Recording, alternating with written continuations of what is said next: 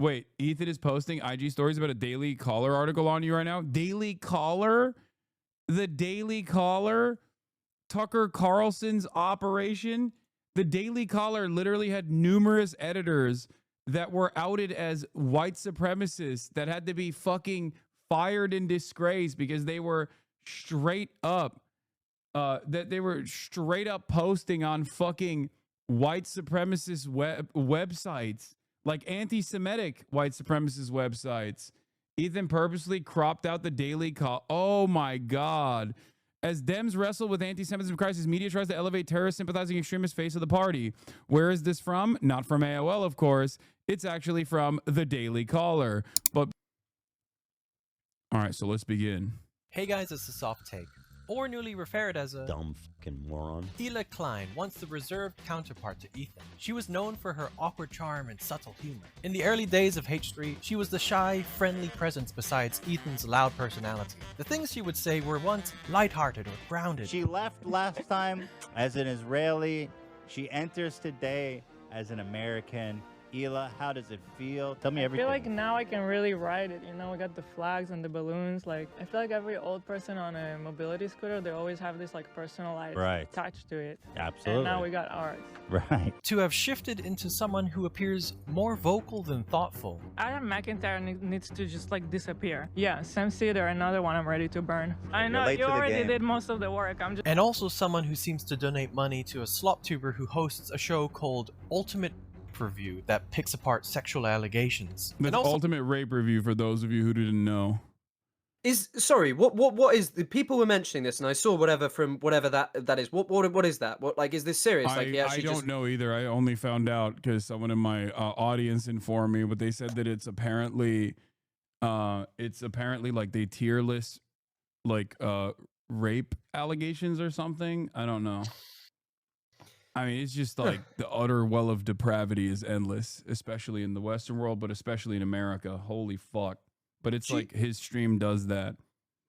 Do you think it's pretty interesting how sort of you, Frogan, are all picked out as, not just you two, obviously, there's people like Matt Lieb as well, are picked out as like the worst anti-Semitic terror sympathizers when there is no pushback on someone, say, like, I don't know, Asmongold, who said that he was only 99% that the Holocaust happened, that largely like people spewing really serious anti-Semitic bigotry, like things like his entire chat was spamming W Hitler when he was going over this hearing that happened in a town hall where someone was saying like the first books that the Nazis burned were trans medical research, and he chimed in to say, well, they burned those books because they were written in Jewish.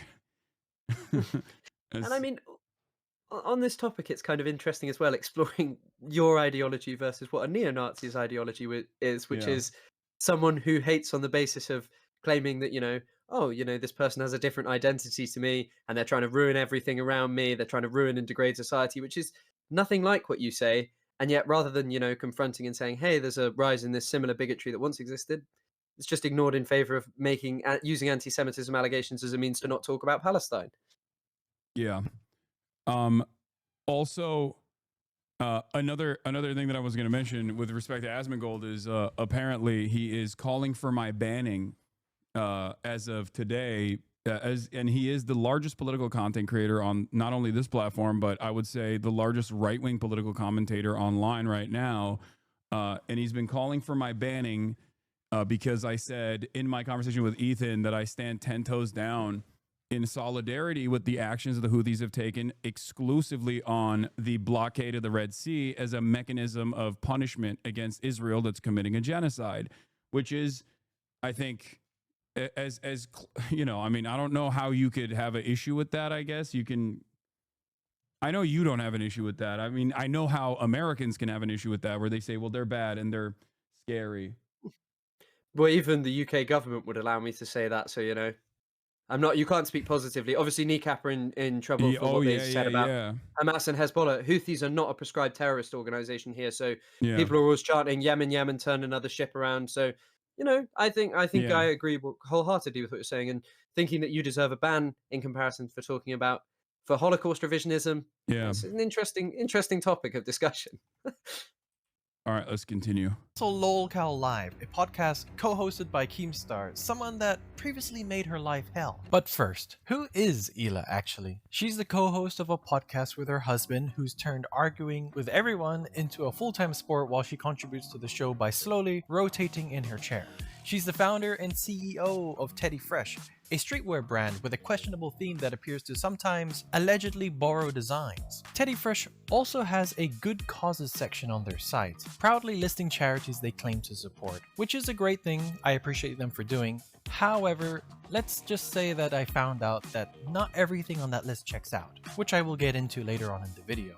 She loves to draw, present her unique clothing style on social media, and she is also someone that gets particularly vocal when criticism of Israel arises. Worse do you stuff mean? than that. It's not like Israel's going to do a precision strike on Hasan. They don't fucking, Yeah, but I it is don't- dangerous. It's a war zone. Sure, They it's may. a war zone.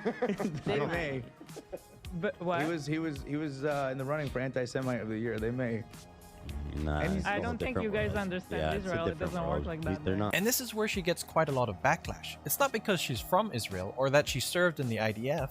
Well, actually that could be reason for some. It's mostly because of the dehumanizing language she uses for Palestinians and her relentless defense for Israel. Also, I just want to be clear, I don't want to make Hila responsible for Ethan's flip-outs, but you cannot be dismissed as a silent bystander while Ethan spreads false information. And when she does decide to chime in, it's either about Hasan, defending Israel, or defending their takes. Took one look at her and assumed that she's an undocumented Is that what migrant happened, worker that Hasan? can't The speak fact English. that they all go with this narrative that it was his mom is just unbelievable. But what about them talking about Hasan going to Gaza? Was like, I'm thinking of going to Gaza. Until I found out they don't have like a 5-star suite for me with private security waiting there. I would have bet my goddamn house that he would never step foot in Gaza. It's insanely pathetic. Somebody please. Well, and it's the same thing. To bring it back to the song, just because, but it, For the record, this conversation took place between me, Jeremy Scahill, and a bunch of other journalists where we were trying to actively petition the Egyptian government to open the Rafah border crossing so that Western journalists could actually enter the Gaza Strip uninterrupted without actual Israeli envoys as a part of like a Israeli security operation. Because at the time, during the ceasefire, the only journalists that were allowed into the Gaza Strip were allowed to be airlifted alongside the Israeli occupying force, and were only allowed to film one specific area where humanitarian aid was being delivered to from Jordan within the Gaza Strip. And also they were still subject to the military censors.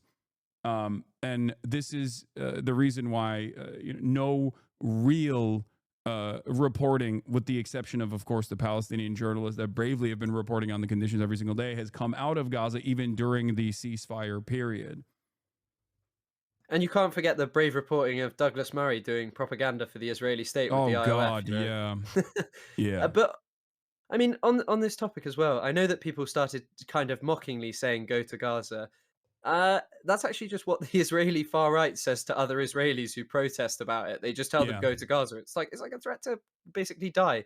Yeah. And they would probably have targeted journalists. Of course they would have. That was like, I mean, it never even happened because like obviously the Egyptian government did not allow this to take place regardless, because it's a vassal state for American empire, and also by way of that a collaborator with Israel as well. So it just didn't take place. All right, let's continue. it kind of is the same thing. Like I was thinking about going to Gaza. Yeah. I also wanted to give a Sorry guys, I'm not going to this war zone unless they can. So much to the point that they started fantasizing how his visit to Gaza could look like. They managed to keep the hostages alive. You can go be in the tunnels, I'm sure. I You'll mean, be safe he's a there. high-value hostage for Hamas. He's an American citizen. Like this is also one of the most insane takes because it basically goes along with the same trope that is always presented, that like Hamas are not logical human beings and simply see this as like they're just like barbaric monsters who will immediately go, "Oh, American, let's go and fucking kidnap this American and hold him hostage.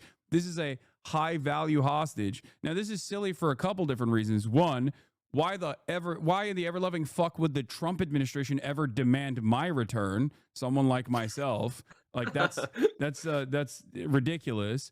Why? Like I have no value in that regard for the American government, nor the Israeli envoys that are having these negotiations. Secondly, this doesn't make any sense because then they would be kidnapping the World Central Kitchen aid workers, for example. Those were Westerners, right, that were working alongside the Israeli government to deliver humanitarian aid into Gaza. Why did Hamas not kidnap them instantly? Well, they died because Israel killed them, obviously. But why did Hamas not instantly fucking kidnap them? Well, because they're not stupid. Like, they obviously understand the necessity for journalism. And like, I mean, even fucking ISIS has actually gotten interviewed by journalists. And I'm not even talking about Jelani or whatever. I'm talking like straight up when ISIS militants have talked to journalists in general. I've also seen there's some very disgusting rhetoric. I was just looking up his name. His name is Vittorio Aragioni, who was like an Italian who was murdered in Gaza in 2011, and he was killed by Al Qaeda, like an offshoot there. And people were like, he had like some tattoo that was like about liberation or something, and someone was saying on TikTok, they were like, "This is what the Palestinians do to you, even if you go." And it's just like that they're fanatical, maniacal monsters who do whatever they want to people, you know? No, absolutely. And of course, like that's the other irony of this is like ISIS and Al Qaeda are in direct odds with Hamas and other Palestinian militancy in Gaza in general, as opposed to Israel, which has found themselves in allegiance with ISIS on multiple occasions in their actions in Syria. So, that's another thing. But of course, from a Westerner's perspective, they're all dirty, filthy, Muslimist, Islamist, fundamentalist Arabs who are barbaric rapists. Mm-hmm. 100%. They've kidnapped. Yes, also, of course, ISIS has killed journalists as well, Chatter. I'm saying that even a fucking force that is insane, psychotic, a force of true terror, sheer terror, which had a colonialist ambition as a militant force with no care or consideration for the civilian population overall, was still able to do interviews with Western reporters. Anyway, let's keep going. Arabs and Muslims before they if he's actually just worried about the Israeli side, like seriously, they can take him to the tunnels and he'll be safe. If he entered through Rafah, which is the Egyptian crossing, and just went into Gaza like that, I think there's probably a more likelihood that he'd be kidnapped by Hamas than precision striked by Israel. Yeah. And then pedal it all back. Like, there's also the other side of this where Hamas is both, there's a militant formation for Hamas and also the political apparatus as well, and like a civil organization of Hamas. And no, they would not do that. That is insane. But, I think a lot of people, like, this is a really hard subject to broach with like a Western audience because they don't have this understanding where they're like, no, they're irrational actors. Like, of course they're going to do that to you. Shut the fuck up. You're defending Hamas right now by saying what they would and wouldn't do, regardless of the fact that like this is never happened throughout history, I think. Mm-hmm. Mm-hmm. And I mean, it's especially sorry. No, go on. It's especially interesting in the context of how many like senior-ish, I can't remember, Jimmy Carter literally said it was more sensible to negotiate with Hamas than Benjamin Netanyahu, that they were more reasonable than Benjamin Netanyahu. And yet, he's saying here, well, they're more likely to kidnap you. I mean, you spoke to Hossam Shabbat, right? Yeah. I'm going to bring it up in a second, right after this. Killed. Yeah, no, I'm gonna get to that in a moment. I watched this part of the video already. I'm gonna just a silly joke. We're just criticizing you. It's literally just a silly joke. It comes across like a fucking pager joke. It comes across as a pager joke. Mm-hmm. Hasan. You know what's really crazy about this, by the way? I mean, a big chunk of the quote unquote debate that you watched was Ethan trying to draw out microaggressions from things that were not even like directionally appropriate, that he admitted weren't even like real acts of anti-Semitism, where he said it's a swastika sword, but it's not a swastika sword, and the usage of the swastika sword by iDubbbz was actually to trigger him and to imply that it was a swastika or something like that. and he wanted to say that that was problematic. Meanwhile, he's over here doing like, go to Gaza, go to Gaza. Oh, it's just a joke. Why are you being such a pussy about it? You know? And also how aggressive it is to say I would like to go to Israel, that it's a space of coexistence, that it's actually they've got Arabs in government, you know, Arab bus drivers and stuff. To say that that's a space of multiculturalism, what's that? That's not a microaggression. Yeah. It's a macro. Should go to Gaza. And if he doesn't, he should be severely judged by his audience for being a it's total part of fucking why coward. I judge him. He doesn't know shit about that conflict. He's never been to Gaza, never been to Israel. He doesn't know shit about it. No, he doesn't. He does not. But he I saw a comment that said, yeah, Katy Perry officially knows more about space than Stephen Hawking because she's been to space and he didn't. So, you know, classic Douglas Murray take. I mean, 100%. The man who talks about Iran freely has never been. Yeah. You know? Exactly. talks like with such authority. Oh my God. You would think he's been there like 5 times since October 7th already. This small bit of premium content is just a tiny part of a larger pattern. Hila's reasoning is just as inconsistent. Let's try and understand Hila's logic here. Hasan can't understand the conflict because he hasn't been there, as if lived experience is the only way to grasp reality. If we were to even go with this logic, then why does she not know about what's going on with the Tesla stock and Elon Musk's actions despite living in the very country where it's all happening? Tesla's getting creamed lately. Like they're down like 40%. Out of them and like bombing, they're firebombing their factory and shit. USA. Like, I'm a little like I don't know if I'm out of the loop, but did something specific happen that all of a sudden this is happening?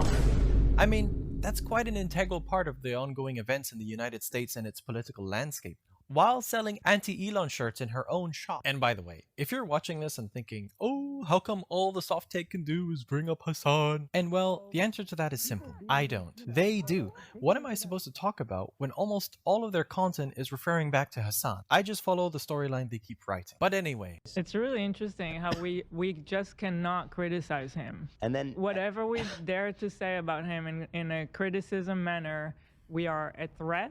We are backing genocide. We're children killers. Myself, that's what they say about me. It's like, no, I'm just criticizing you. I'm allowed to criticize you. And yeah, no, I think this is perfectly apt. Everyone is allowed to criticize me.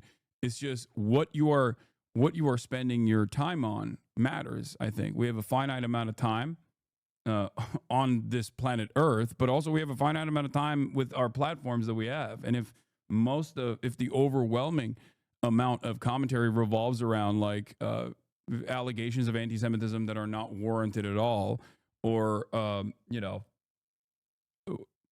defense of Israel, then obviously I'm going to take issue with that criticism as well. And that's precisely the reason why a lot of people who are more knowledgeable on this issue, or at least have a different perspective on this issue, has seen these criticisms as simply deflection away from Israel's behavior and their lack of interest in actually holding Israel to task. It's also like just sort of saying the word genocide. I think some people kind of viewed it as waving a magic wand. And I know there were a couple of people who did this who were very pro Kamala Harris and stuff. And they were like, we called it a genocide. And now look, you wouldn't vote for her. And look what Trump's done. He just reaped the rewards. I mean, like, obviously Trump stands for something worse, but he just reaped the rewards of what the Democratic Party allowed. When you say it's a genocide, you are not just talking about a lot of people being killed. You are talking about the extermination of a populace, basically. Yeah. And what did Israel do? It wiped away every single social institution, like institution of social reproduction in Gaza, academics, the people who could have taught younger children, schools, hospitals, water sanitation facilities, agricultural land, memory, history, culture. Everything that Gaza once was wiped away when Biden was there. And sure, it's accelerated under Trump, but it wasn't stopping under Biden. And if Israel really wants to achieve what it claims it does, and there's new reporting that has come out since then from Israeli media that talks about how even the Israeli administration was legitimately shocked. Mm-hmm. That the Biden administration had not actually demanded any real ceasefire whatsoever. Like, they were shocked at how gung-ho Biden was about continuing this bombing campaign, which we could all see obviously with our own 2 fucking eyes from the impact that it was having, where he kept saying like, oh, we're going to do this, we're telling Benjamin Netanyahu not to do that, but apparently behind closed doors an entirely separate conversation was taking place, considering that Bibi would come out the next day and be like, yeah, fuck off, we're not doing that at all. I mean, you've done this for a long time. There's no way that I can't really imagine that you thought in any capacity that this would have gone on for as long as it has. Like this level of extermination, you know, you thought that there would be a break pulled at some point, as much as I did. I did not think we would be sat here, you know what, 19 months later of live stream just the most obscene crimes imaginable, like regular extermination of human beings. Yeah. Like, just every day, 20, 30, 40 people dead. And it's becoming harder and harder to talk about because so much happens every single day with less and less on the ground reporters because some of the most important voices against the genocide are gone, dead, murdered.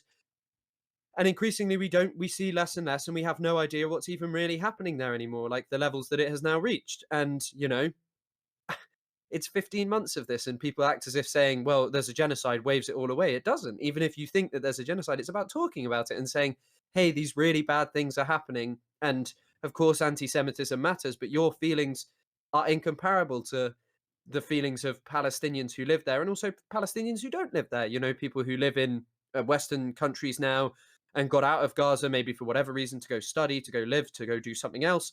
And their families are there. Their level of trauma that they experience, you know, with it being at university last year, having to hear statements about how they're worried about the suffering in the Middle East and looking at their treatment of a friend whose family was being killed in Gaza, and the university being unwilling to say, yeah, we are sorry for what is happening to your brother and that we should be speaking out about what's happening there, the extermination of institutions over there, you know, wiping away, but burning down universities and burning down their libraries because you can.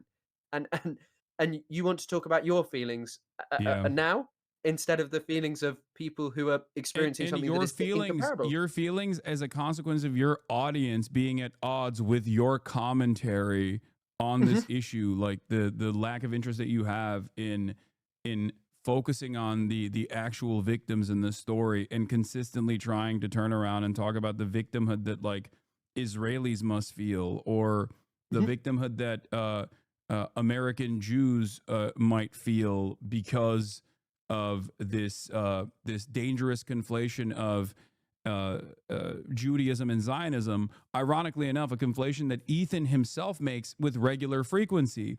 Because if he at any point turned around and said like Zionism is antithetical to Judaism, it is not Judaism at all. It is a propaganda technique adopted from early Zionists and has been implemented in every facet of social conditioning in the lives of American Jews, and it's a very dangerous conflation that we must get rid of. If he said that and then talked about the lived experiences of Western Jews, most people would not actually fucking critique him on this issue at all. I have routinely talked about this. I had Simone Zimmerman on alongside my friend Noah Colwyn, who did the documentary called Israelism, specifically detailing the social conditioning that takes place for young American Jews living in the Western world, that creates this that creates this allegiance for the state of Israel through fear, through utilizing the intergenerational trauma of the Holocaust and pogroms that Jews have withstood, and how dangerous that conflation is, and how that turns people into outlets of propaganda individually. And you know, I think that is an important thing to address as well. Like I said, some people will say I'm a Jewish exceptionalism. I'm doing Jewish exceptionalism by even focusing on American Jews and the social conditioning that they go through, or the journeys that they go through in terms of going from being liberal Zionist to anti-Zionist. But like, I live in the fucking Western world. Of course I'm going to do that. It's important to recognize that is because it's also an issue that I also, you know, separately care about. As Ethan says, you can care about two things at once. And it's like, yeah, I do care about those things. I do care about the dangers of rising anti-Semitism. Of course. And I mean, also, by the way, sorry if I'm taking up too much time by constantly talking. No, not just at let me all. know. No, I'm. So the I'm not letting you talk at all, ironically. No, you are. Don't worry at all. But one of the things I wanted to mention is even in this context, the first ever video I made about Ethan, Hila, Israel, and stuff was actually when YouTube was still doing leftovers in 2023 or something. I remember it was a video that did quite well. It was on TikTok, and it was talking specifically about birthright, and it actually came a lot from their video where they talk about how they met and how Ethan refers to it as like a Jewish dating simulator, because one of my friends wrote a beautiful, really interesting dissertation about how basically birthright affects Jewish people's opinions. And one of the things she noted was that by virtue of going to Israel, a lot of them don't actually change their perspective about whether they think Israel is really good or really bad. But what a lot of people start to feel is a fear for the people that they meet there and form relationships with, and worry about their security, their safety, and all of these things. And it's always a thing for like Jewish people who have family there. They worry about their safety without ever considering like, and obviously because of the way that people are conditioned, they don't want to consider, well, actually, this is by virtue of the position of having an open frontier of settlement where you are consistently in other people's land. Like people always bring out, oh, this happened on October the 6th. I think one of the biggest things that doesn't get mentioned that I brought up today is Israel used an attack helicopter in Jenin for the first time since 2002 in July of 2023. I remember covering it on TikTok and doing like my first ever lives and being like, yeah, this is seriously looks like something major might happen here. And then obviously nothing like, well, I mean, it was major in of itself, like what Israel did, but nothing like October the 7th scale came out of it. But it just shows you when Israel has this open frontier of settlement, what it is fighting to defend is not for the safety of the Jewish people. It is not even really for the safety of the concept of a Jewish state. What they are fighting for is to maintain an apartheid regime and to maintain settlement of Palestinian land and kicking the can down the road until you reach a final point where there is no viable Palestinian state. And Western governments help this by constantly talking about the two-state solution, and you push towards this point, and then eventually they'll just say, well, they can't have a state. There's nothing left of their land. There's Jewish people everywhere, you know? Yeah. No, it's utilizing the two-state solution in an effort to consistently advance the settlement project and create Bantustans and partition out the remainder of occupied Palestinian territory that that Israel is illegally occupying, that is what the quote unquote two-state solution looks like. And that's precisely the reason why I always tell people, regardless of whether they're pro-Palestine or pro-Israel, that it is a de facto one state right now. This is precisely what a one state looks like, as long as there is an Israeli apartheid, an Israeli occupation, which is why I advocate to abolish the apartheid and abolish the occupation and create a real one state where citizens have equal rights and equal votes and equal say. My advocacy around this from Ethan's perspective in the early conversation that we had, we didn't get to talk about that this time around, was basically, no, that would be a genocide of all Jews, because the Palestinians would come in and just like genocide all the Jews and kill all the Jews if there was a one state. That in and of itself is ethno-religious nonsense. Like, that is fascism. Mm-hmm. That would be much more like the concept of the bigotry of low expectations, that Palestinians are unable to look after themselves, that Palestinians are unable to behave in a way. I saw a video of Douglas Murray saying this. He said, give the Palestinians one school and see if they can teach their kids not to kill Jewish people. It's just obscene, you know? Palestinians don't feel that way.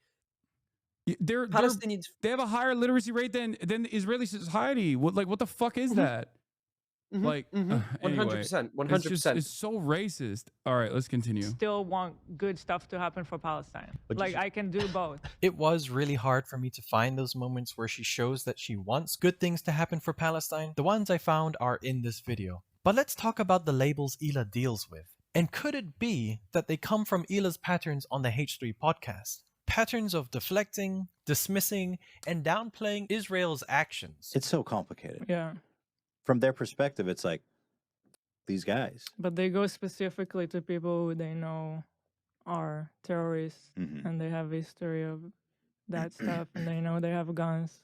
And the thoughtful criticisms Hila shares about her self-declared enemies looks something like this. What is this frame, bro? Why are you just like in the corner? It's absolutely Frame terrible. Your shit up, man. He changed his background. I hate Baby it. would love that. Although, hey, Hasan, I hate like your new background. Frankly. Yeah, I'm going to agree with you. I think his room looks better with It like makes Hamas. no sense. Or hear about Matt Lieb. It's disgraceful to participate in a snark page. It is. And I think it's Ethan disgraceful as a... is allowed to point it out. Yeah, this is another, like, I mean, this is drama related a little bit and not entirely Israel-Palestine related, but you know, I guess I'll entertain it for this moment. But getting upset at other content creators participating in a snark subreddit is so funny when they openly operate a snark subreddit. And they do it for not just like, they don't do it just for like advancing drama and you know, making content out of it, like in a serial harassment, in the serial harassment campaigns that they contribute to. But they also do it on the backdrop of a genocide, which is like their only commentary surrounding Israel's genocide of Palestinians. It's just like doing drama and doing snark against pro-Palestinian advocates. It's really, really shockingly depraved.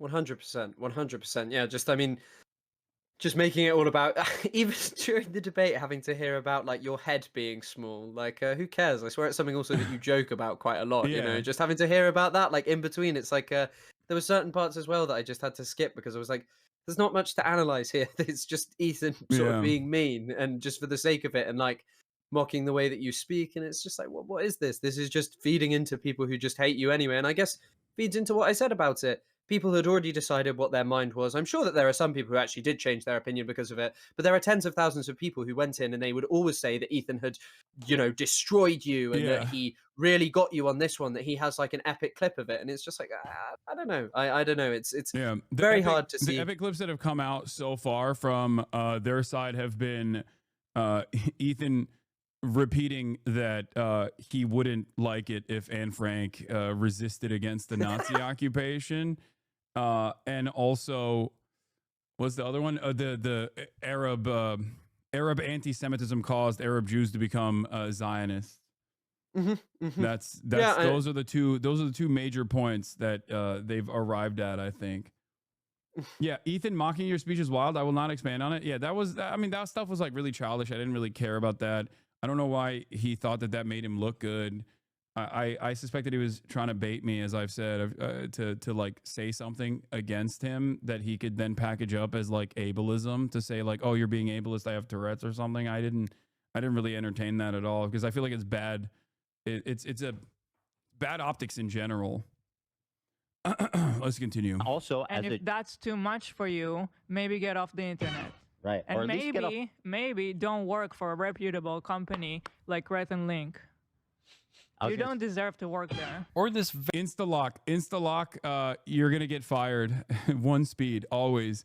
People who defend Israel, immediately. Accusations of anti-Semitism followed by, you need to lose your job right now. That's it.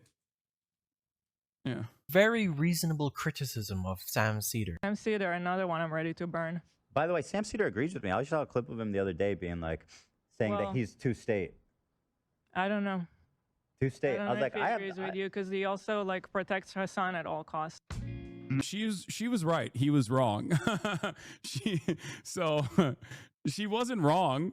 It's just, you know. You're ugly and you're dumb and you're not funny. Hila and Ethan have repeatedly stated that they oppose Netanyahu and his government. So here's what I'll say about Israel. Listen, this isn't the first time I've said it, and I'll say it many more times. The cabinet is run by genocidal maniacs. They're led by Netanyahu, who should resign in disgrace and go to prison for being a war criminal. He's made a coalition of the most like radically conservative freaks that don't represent, by the way, the majority of Israelis. They voted against Netanyahu. You mentioned that we lived in Israel and we voted against Bibi. Even Ethan, we both voted. Yeah, I was in, I think, 2 elections, and both time I voted against him. So like, what do you guys want from us? And here is them showing empathy for Palestine and being pro two-state solution. The problem is the extremes on both sides.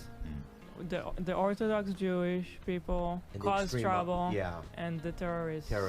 Well, you know, who do all the terror attacks on the other side. You know what's really interesting about this? Ta-Nehisi Coates actually had a conversation with Ezra Klein on this exact same perspective, where Ezra basically said, "Oh, why didn't you like actually talk to any like why didn't you in the Message, his latest book, why didn't you actually cover like the plight of Israeli society? Like why did you not spend any time on the the extremism of Hamas terrorists and things of that nature. And Ta-Nehisi Coates actually had a really good take on this, where he was like, notice how you said extremist Orthodox Jews or extremist settlers, but then as soon as you talked about like the Palestinian side, Palestinian militancy, Palestinian resistance, you said terrorists, like Hamas terrorists. Like that double standard, like even that packaging in this conversation is a part of the invisible ways in which a lot of people in polite society and liberal society view this conflict in an asymmetrical way, except in the exact opposite asymmetry that they are supposed to be viewing the conflict from. Because the reality of the matter is the asymmetry actually is supposed to offer more moral credibility to the side that is resisting against the apartheid state, not the side that is like escalating some of the most violent aspects of said apartheid state. And I mean, on this topic as well, it's interesting to say ultra-Orthodox when, of course, a lot of these people do practice Judaism like a very religious people. But like Meir Kahane was literally considered a terrorist by the State Department. You know, it's a fair term to use about him if you're using it in the context of saying, well, this Palestinian group is. But we always hear about, you know, how Hamas said something to do with trees and rocks, something to that effect in their original charter. A Jew behind a tree or something. Yeah. In the context of Kahane, you know, I always bring it up. The guy literally said that he thought that every Palestinian should be expelled and the ones that wouldn't would have their throats slit. And the more terrifying part is that it seems that his rhetoric is now prevalent all across Israeli society, which is our closest ally, which is held up as the moral defender of Western civilization. And he really is reigning supreme. Israel brought in a ton of laws that he tried to bring in. And the things that he suggested for Israel, other Jewish people, another member of the Knesset compared them to the Nuremberg laws, one by one, every single thing he suggested, and said that these are actually very, very, very similar to what Hitler wanted to do to Jewish people. Kahane was, you know, so incredibly racist, and he was, I don't know, we don't really talk about like that as like an extremity or an illness within the faith of Judaism. But when people are more than happy to talk about Hamas as like some symptomatic death cult in, you know, reputable newspapers. Yeah. Also, Pee Wee Bay says, we're settlers on native land. How many of us would be sympathetic to violent resistance by any native groups? Your bias is based on your position in the situation, which is really funny because I'm Turkish and I advocate for Kurdish liberation. So I'm actually much closer to the subject matter than you would think in terms of like creating a parallel here. And not only that, but also as an American, the reason why they call me a fucking terror supporter is because I'm actively contextualizing how these militant resistance groups are formed in the region as a direct consequence of American imperialism. And one of my most famous quotes was when I said America deserved 9/11. So obviously, that is very silly of you to point to, given my background, both as a as a Turkish person and also an American citizen as well. So yeah, cool though. I get it. They cause the trouble. Yeah. But I feel like if you ask most people, especially my age, they'll be like, just do whatever it takes. Just they don't do care. It. Split it. Do the two-state solution. Yeah. Do whatever it takes. And by the way, I find it quite fascinating to see how their public statements and attitude has shifted over time. A lot of drug problems. The regular people there are, I mean, everyone feels bad for them, even on, you know, the Jewish side. Oh, yeah. And they're just... What can you do? They're just stuck there. On the surface, they seem to present themselves as neutral voices, people who acknowledge the suffering on both sides, distancing themselves from the more extreme Zionist rhetoric. Yeah, Israel is bombing the fuck out of Gaza right now, which is a horrible humanitarian tragedy that's happening. But if that's the case, why do so many see them as pro-Israel, anti-Palestine, or even Zionist apologists? They themselves cannot grasp as to why. Could it be because of Ethan and Hila saying things like they want to travel to Israel to show how beautiful the country is and how diverse its people are, all in the midst of a genocide? We're planning to go to Israel in June with my parents and all the kids. It's going to be such a great trip. And I'm actually really excited to go there I want to show you guys. You haven't been there in so long. What I want to do is show you guys how I see Israel, because you don't see that when you listen to Hasan and you hear all these fucking mega lefties talking about it like it's some super racist, like crazy, like Jim Crow style of society. And after making jokes about Hasan not going to Gaza for months on end, they kind of seem they want to be a bigger part of their own joke as well. Currently, we're waiting for like a peace deal or something to go into effect.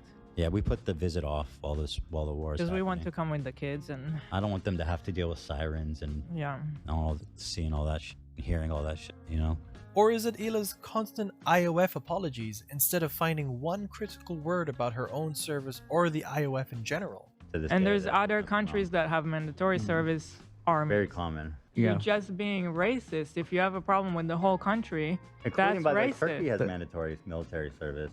Yeah, and my parents were not the rich kind that will pay to get me out. But even if they were, they would not agree to that because they think it's important to serve. Like, even if she hadn't said the second part, this would be more defensible to their audience if they're even remotely tuned into this frequency of being pro-Palestine, where they'd be like, what do you, okay.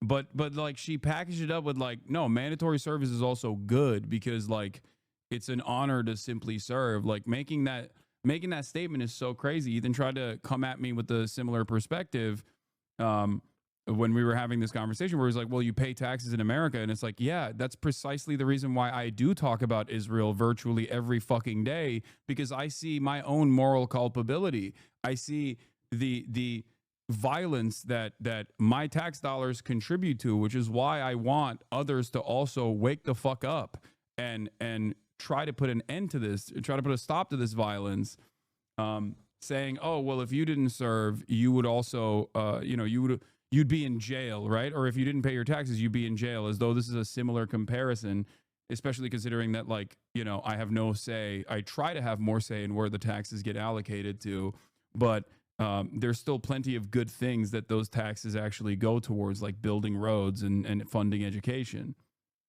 It's also a pretty interesting take in terms of, I mean, I don't know what Turkish military service consists of. What does it consist of? What do you actually do if you do it? Oh, no, there is definitely, I mean, depending on where you are positioned, like there is definitely, you could potentially, someone with a college education, most likely not, but if you don't have a college education, like you will potentially go to the South where you could find yourself doing harm to like Kurdish villages or fighting against like PKK.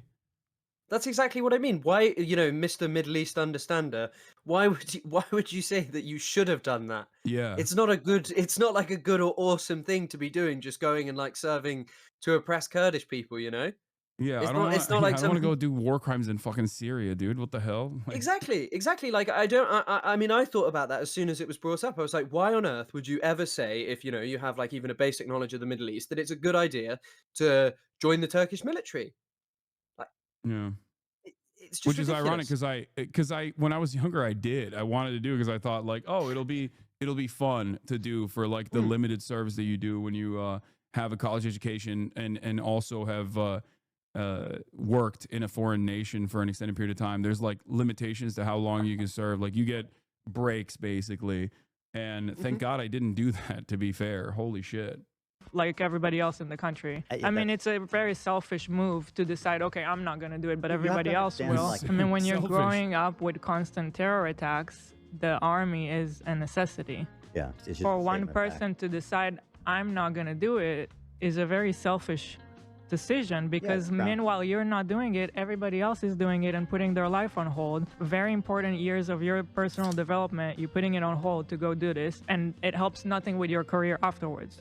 You finish it, then you start. First of all, you would also be putting your life on hold because you'd go to jail for refusing mandatory service. And secondly, if it's selfish to not serve in the military because everyone else is putting their life on hold, then how selfish is it to go along with mandatory service and contribute to the oppression and killing of Palestinian civilians? Hila framing the issue that it's simply about mandatory military service is ignoring the unique and highly controversial role of the Israeli military in enforcing occupation. While other nations have mandatory military service, Most do not involve an ongoing military occupation of another population. Comparing Israel's conscription to countries that also have conscription, such as Switzerland or South Korea, is ignoring a massive difference. And labeling... Also, I'm not entirely certain on this because, like, I didn't even know Ethan had Israeli citizenship until recently, even though I had a podcast with him and people got mad at me for not knowing that. But I just always thought he was like a guy that is that grew up in California. Apparently he dodged the Israeli military. So I don't know what that's about when she's like, yeah, it's really selfish. criticism towards the IOF as racist against the whole country is attempting to shut down the conversation. It's just as Hila said. It's like, if this is your argument, we're never going to be able to talk. Well, so far in these few clips alone, you mirrored Israeli government rhetoric by portraying refusal to serve as betrayal rather than moral stance, and you framed criticism for joining mandatory service as racism, despite the IOF's well-documented war crimes. But that's not everything. Let's keep going. Hila seems to deny Israel to children. People are saying Israel does that on the daily, the idea does that on the that's daily. not what I'm talking about. See, that's what you're doing. You're excusing people being burned alive and kids being murdered. You're saying Israel does that on the daily. Now, I'm not denying that. I'm not denying that. So are you in favor of an Iraqi terrorist? Here's my response to that just by showing the following. An article from 2022 states 2022 to become the deadliest year for Palestinian children in the West Bank in over 15 years. An article from 2023 marks the deadliest year on record for children in the occupied West Bank. This article is about 1 month before. Yeah, Euromed Human Rights Monitor literally released their report on this as well on October 6, 2023, by the way. Like, and I mean, even on this topic, like growing repression, increasing assaults on the Al-Aqsa Mosque, and increasing government presence of saying people, we want to destroy it. All of these things, Palestinian life has been getting harder and harder with the sole explicit goal of removing more and more Palestinians. In fact, in the West Bank, it's much more about concentrating them into a really small amount of areas, like a few Palestinian townships where they're all surrounded by, as Bantustans, as you put it earlier, like concentrating them into smaller and smaller Bantustans, not giving them any right to live and just making them leave, destroying Palestinian ways of life, modes of existence. So there's no two-state. And, it's not really about killing and death in many ways. It's just ridiculous.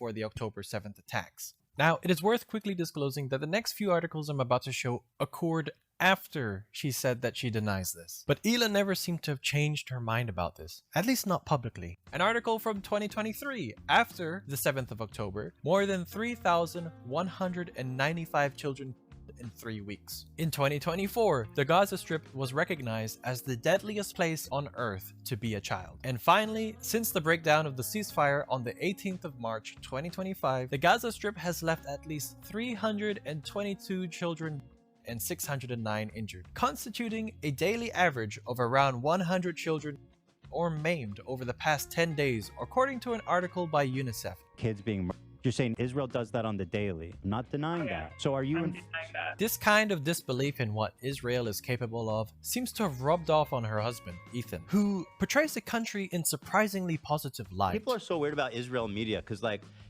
you'll see people all the time being like, even according to Israel media, they said this happened. But then at the same time, it's like, oh, she reads Israel media, so she's obviously brainwashed and a Zionist. yeah, because Israeli media literally has the same exact, like, permissible boundaries of speech. Actually, it's worse than America in some respects, where you do have the liberal Zionist takes, or even sometimes anti-Zionist takes from like 972 magazine or Haaretz, all the way down to, Kahanist screeds coming from right-wing newspapers. So yes, you can get both of those ideologies represented. But having said that, saying Israel's a free society, outside of the apartheid structure, as a matter of fact, is even silly, considering the reality that there is a military censor. There's a military censor that stops all newspapers and all media publications from revealing certain things in Israeli press. I mean, as well, also, yeah, exactly. Even on plus 972, like the Where's Daddy report, it's very interesting reporting. But I still think that there are parts of that about the accuracy, the skill of, like, how sort of accurate it is at like targeting people. I don't believe it. I do not believe it at all. I think some of the numbers are massaged in that kind of stuff because it has worse press freedom than even Qatar Yeah. by quite a considerable amount now. It's according to Reporters Sans Frontières. It's ridiculous. It's Yeah. utterly ridiculous. Also, it can be seen as I think like that report is damning in and of itself for sure. It's like shocking to Americans if they ever encounter it. I've covered it, but also it creates like the reason why it would pass the Israeli censors, in my opinion, is because it creates a plausible deniability structure for the acts that the Israeli occupying forces engaging in Gaza by attributing it to an AI targeting system rather than like a deliberate killing field that they've created. So it's not Even individual hands that are touching the bombs. It's actually being guided and directed. Like the targeting systems are being populated with AI. Even like a lot of how denial operates from some of the more skilled like some of the more competent deniers of what Israel does. It's always like, oh well, it's just a couple of people with these mad statements. You can't pull up Haaretz and say, oh, look at what this one person did, or this was an individual war crime, as opposed to ever confronting like this is a systemic pattern that comes from a whole dehumanizing rhetoric that was always in the structure of Zionism and was always going to head to the end point of you cannot have two competing national identities existing within a space. If settlers come and say we're going to build a Jewish state, the prerequisite will always be that there is not a Palestinian state there and not a Palestinian mode of existence. It's always what settler colonies are like. Yeah. Yes, it's like Israel is a free society with free press. It has the whole gambit. It definitely does not have a free press. I'm glad that I addressed it, but it 100% does not have a free press. I wouldn't even say like America has a full-blown free press due to the self-censoring that people engage in, and we've seen that we've seen that in broad daylight with New York Times reporting on Israel, or BBC's reporting in your country on Israel, especially. These are the two most significant papers that have basically dropped the ball in spectacular fashion at a time when I think it's critical that we beef up trust in mainstream institutions, like mainstream press in general. And they've done that at the behest of Israel 100%. And even then, I think the Israeli press is, due to the military censor, as I mentioned, far less free than even Western press. Yeah, no idea what Iran actually targeted when they struck Israel. No idea where Israel actually has any military institutions. There's an article talking about what Hezbollah targeted in Israel from years ago, and the guy says, I cannot say or confirm anything that's near me or what's near me because it's not legal. I'll be removed from the country and arrested. Yeah. It is not a free country. I mean, it's comical to say this as, someone who said he needed to debate IDubbbs because IDubbbs knows nothing of Palestine. Yeah. But one thing I will also maintain, and this is something I've talked about quite a bit, is that ironically, I routinely talk about how like Haaretz will outflank New York Times and the BBC or even CNN reporting on a lot of stuff because the military censors do not see a need to suppress certain truths from the Israeli public, to shelter certain truths from the Israeli public, because there isn't like that same social conditioning that you need to engage with for the broader Israeli public that has a lot of appetite for this death and destruction, which is precisely the reason why, like, in order to maintain the veneer of free press, like, you will still see extremely critical pieces of reporting from the likes of Haaretz on the IDF, for example, in the way that they operate, in a way that you actually never see from the New York Times, or oftentimes when the New York Times does get to it, it's months later and it's buried under paragraphs and paragraphs of describing the gruesome nature of Hamas, because the New York Times and the BBC understand that if you were to showcase the full depravity of Israel's military actions in this genocide, and I jokingly say this, but like, you'd have the Barbaras and Deborahs over the age of 50 talking about how they would join Hamas if they could. It would turn into like an IRA style situation with America, where they were sending material support to the IRA, directly sending guns to the IRA, if they truly understood the horrifying things that are happening. And in spite of that, there's still a 53% unfavorability rating in the United States of America against the state of Israel at this point. That's why we couldn't see a documentary about, you know, a kid's perspective on what's happened in Gaza, you know? Like the documentary that was removed. I'm sure you heard about Yeah, that. that It was was so removed because crazy. his dad was allegedly the deputy minister of agriculture in the Hamas government, and it was needed to be that people weren't allowed to see it. But truthfully, it's just giving a child's perspective on what's happening in Gaza and showing how people's lives are. And oh, a few people spoke a certain way, and who cares? Like that is people in Gaza speaking a certain way, and it's because I think people would see that that actually, truthfully, a lot of the reasons that those people spoke like that was because of their experience, as opposed to being related to, you know, Islamic backwardness and such of these things. And that's why I guess the Louis Theroux thing is much more okay, because it's showing the extremity of Israeli society. Not to admonish it, I thought it was a brilliant documentary, but still, yeah, I don't know. It's just very interesting. Yeah. Opinions in the press. Just like America does. You know what I mean? Israel seems to have a wide range of media sources. Calling it free press is again comfortably painting Israel I'm gonna in a grab very my nice food picture. real quick. When you are aware that pressures from the government, military censorship, and violence against journalists are a recurring theme, and then you have Ethan calling Israel a free society here, what could it look like when Ethan, whose wife served in the IOF, comfortably states the opposite of what is widely evident? Freedom of speech, assembly, and the right to protest are enshrined in Israeli law, but are they equally distributed? Reporters Without Borders states Israeli journalists identified as Arab face more intimidation while working. Since the start of the war in Gaza, the authorities have intensified repression against these journalists, as well as against foreign and Israeli journalists who deviate from the government line in their coverage of the war.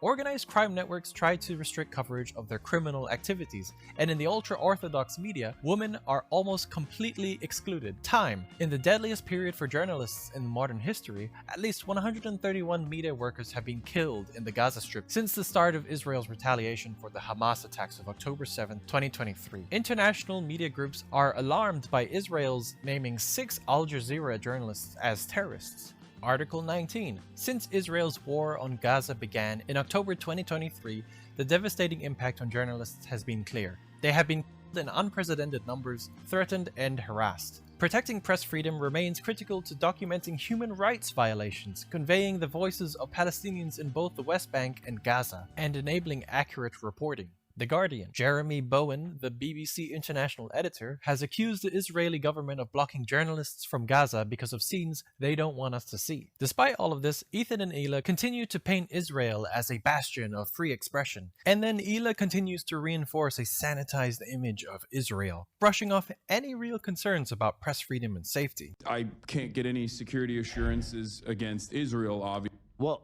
bro, it's not like Israel that is worried Look, about it's not like Israel's going to do a precision strike on Hassan. They don't. Yeah, but I it don't is know. dangerous. It's a war zone. Like I agree, it's dangerous. They might. Sure, They it's may. a war zone. They may. But what? He was in the running for anti-Semite of the year. They may.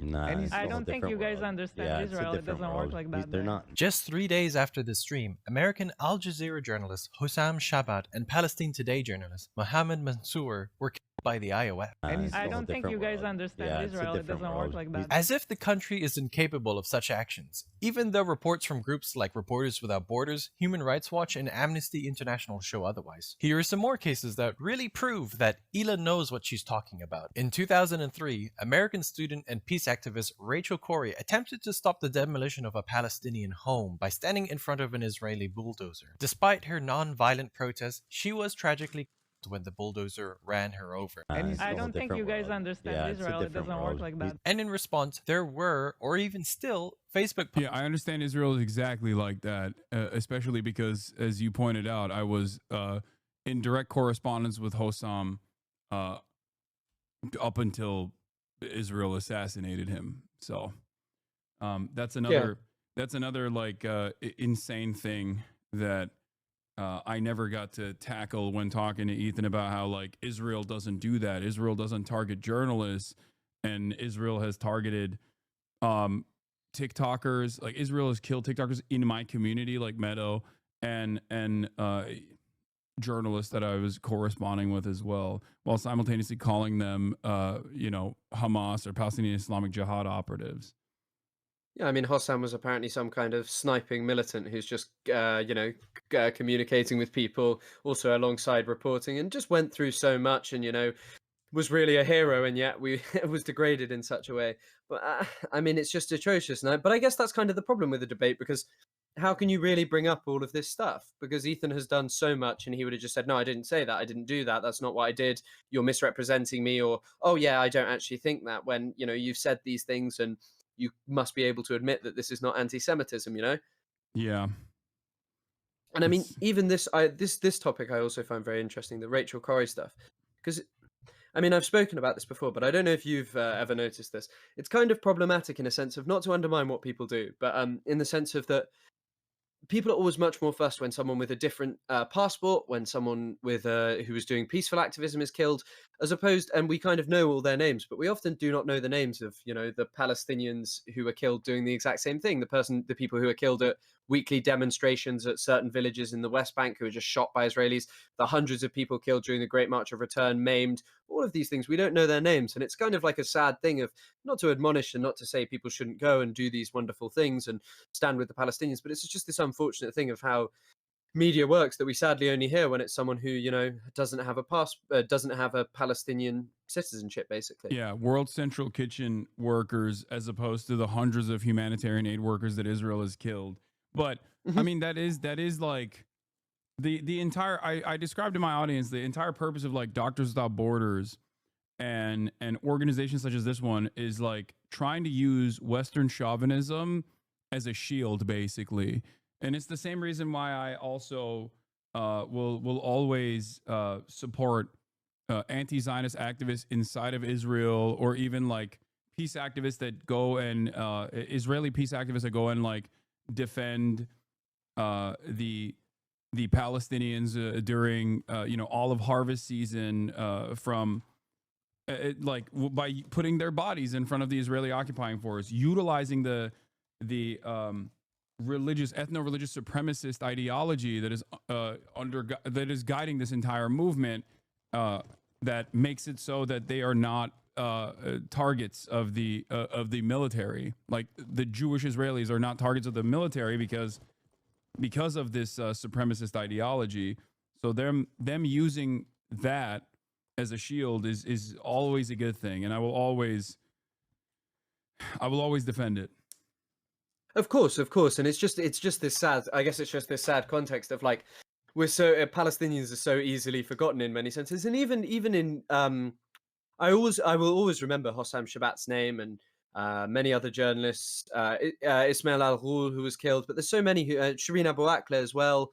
Yeah. And all of these people, but there's so many others who were killed as well, and you just kind of think it's like this unfortunate thing of Israel, the way in which Israel just kills so indiscriminately. There are so many people whose names are so easily forgotten because Israel just does this constantly, and it's this really unfortunate thing of, in many ways, it kind of like, I don't know, we end up in this space in which it just feels like a lot of Palestinians were kind of just meant to die unless they're kind of like international superstars, and it's kind of like a criticism, I guess, of a more general thing. You know what I mean? I don't know if I'm making any sense to you or what I'm saying, but it's just like, no, I totally understand where you're coming from. And it's not like a criticism of people, really. It's just an unfortunate kind of byproduct of the way Israel's genocidal crimes are so expansive. Yeah. I mean, think about it this way. There was a photojournalist who was up for an award, or was being considered for an award, and Israel assassinated her and her entire family literally after that announcement came down. I believe her name was Fatima. I can't remember her full name, but like it just happens so frequently. It just happens with great severity every single day, with great frequency every single day, that it's like it's almost impossible to keep up with. Did you know that the guy who organized the Great March of Return, his family were targeted? I did not know that. So he's in an Al Jazeera documentary. It's actually very difficult to watch because he has like a very close relationship with you see him with like one of his sons, but he wrote about it. He writes about what was done to his family. He was like, why was my family targeted? He had no association with Hamas in the Al Jazeera documentary. He has a discussion with people who are like, we come to the Great March of Return, but we don't believe in it. We believe in like militant resistance against the state of Israel. And he's explaining to them, he's saying, I don't believe in that. I don't believe in that. And he's giving his articulation, and his family home was targeted. No real explanation as to why. It just was, and it's kind of like this crazy thing of, if even like talking about pacifists, okay, he was targeted. Was he a good enough Anne Frank like character? He didn't resist, so is he the hero that we should look for? but he was killed. And, you know, people will now spend their time trying to tell you that a fucking border fence got attacked during the Great March of Return, so it was okay to snipe all those people. Ethan did say rather that than when he was talking to Sam Cedar, which I assume Yeah, that's what you're pointing to. Exactly. I was pointing to that and the fact that this is, you know, really a talking point that has come up, especially since October the 7th, of trying to explain that the Great March of Return, you know, a movement that was premised around the idea of what if Palestinians walked to the border fence and looked at their ancestral homelands and protested there. And, you know, I know someone who was at them, and she spoke about what they were like and the level of violence that people experience. And one of the things that she spoke about specifically was the targeting of femurs. I believe it's femurs because it's the strongest bone in your body, and if it's destroyed, yeah, because the article talks about knees, but she was adamant that it was femurs that Israel targeted, and there are a lot of people with amputated legs from it, because if your femur bone is shattered really badly, your leg is basically done, and quite often in Gaza it would just be amputated. And, you know, it seems that Israel did this intentionally to people to basically cripple a generation of Palestinians who would then be unable to live. And you think about what kind of space Gaza is, where because it's so densely populated, you can only build upwards. That's no kind of life for a human being. That's no kind of life where there's not the adequate facilities. And now, like, think of the context of now, where it's a mess of rubble and just shit everywhere, and constant moving on limbs that are, you know, probably injured or harmed or like you know, might be infected. It's just all of these things, and I think again it's once again this thing of like, death is not all that matters. There are so many people suffering in Palestine, and yet we have to hear an explanation about why it was okay to do that, you know? Yeah, it's it also reminds me of you know, the most peaceful, most peace-seeking, in air quotes, Israeli official Yitzhak Rabin, and his process in the first Intifada, when he was in charge of interior security, the practice of breaking the bones of the Palestinian children who participated in the symbolic act of resistance of stone throwing. Like, this became, during the first Intifada, this became like a symbolic act of resistance against these Israeli tanks and Israeli armored personnel carriers, and they would specifically demand to break bones, and they did successfully, to tens of thousands of kids during the first Intifada. And that was Yitzhak Rabin's policy. And he was seen as the most, like, he was seen as the closest that the Palestinians have ever gotten to a real peace agreement. And he was even assassinated for it by a far-right psychopath who was aligned with Itamar Ben-Gvir, and also even Benjamin Netanyahu actually wanted him to be assassinated as well, like was making calls for his demise. I have a feeling that Rabin's wife actually, to some extent, blamed Netanyahu for it, if I remember correctly. And yeah, I mean, he responded to that by saying, I would have beaten him anyway. I actually didn't want him to be killed because I was going to beat his ass, which is true. He's not wrong. He was going to beat him in the elections regardless because of the fucking peace process. And there's also, this is a bit of an anecdote that comes from one of my lecturers who was an activist during the first Intifada. And one of the things that they spoke about was that they said, and there's not really much information online, and I'm not sure how you'd get this, it might only come up in Arabic, but she would always say that there's a trauma center in the West Bank that actually had to be founded after the first Intifada to deal with broken bones, because obviously if someone breaks your bones in a certain way and intentionally is doing, I mean, there's a video of it on YouTube of it being done. It does not look like a process that your legs are going to recover from. And if that's done to you, you know, that's a serious traumatic injury that has lifelong consequences. And I always bring this up as someone who has I ruptured my ACL when I was younger. It's a minor injury, you know, it can be fixed. But if I had someone to direct my anger towards, even having like slight ire at like a failure of like, you know, a doctor to diagnose it quick enough and then it getting worse, having ire towards the person who has done that to you, who has like given you a lifelong injury where you can directly blame it, you fester with that. Your entire life is defined by like, you know, being shot by someone who wanted to do that for fun, who did that because you were peacefully protesting. It creates like an anger that is within you, and we're expected to believe that there is like a correct way for Palestinians to behave and such. It's kind of obscene. It is obscene, you know? I think what you just described is also a testament to the resilience of the Palestinians for not even entertaining that level of justified vengeance at every waking moment of their lives. Like the very fact that there is even an entertainment of a two-state solution among the Palestinian population is a true testament to the humanity of Palestinians. But that also is usually the same throughout history. There's always the same fears that you hear from the colonial power or the white supremacists that in the aftermath or during the Reconstruction era were truly terrified that the abolition of slavery would change the dynamic, change the racial hierarchy in the South, and would cause black people, newly freed black men and women, to treat white people in the same way that white people had treated them. This, of course, has never happened throughout history, with, I guess, like one notable exception of the Haitian Revolution that was very bloody in the aftermath. But outside of that, there has never been a moment where the liberated turned around and did the exact same kind of violence to those who had done tremendous violence to them. It just doesn't work that way. And it would, you know, for the Palestinians to inflict the same kind of violence, it wouldn't even be like a specific event of a singular violence. The structure of settler colonialism that has dispossessed them, that has kept them down, is in of itself incredibly violent. It may not be direct violence. I mean, I was talking about this in the context of Luigi Mangione. Is killing someone in the street not like a great thing to be getting up to? But at the same time, who is the more violent person? The healthcare company that has inflicted a slow form of violence on millions of people, or the person who takes a singular act of violence?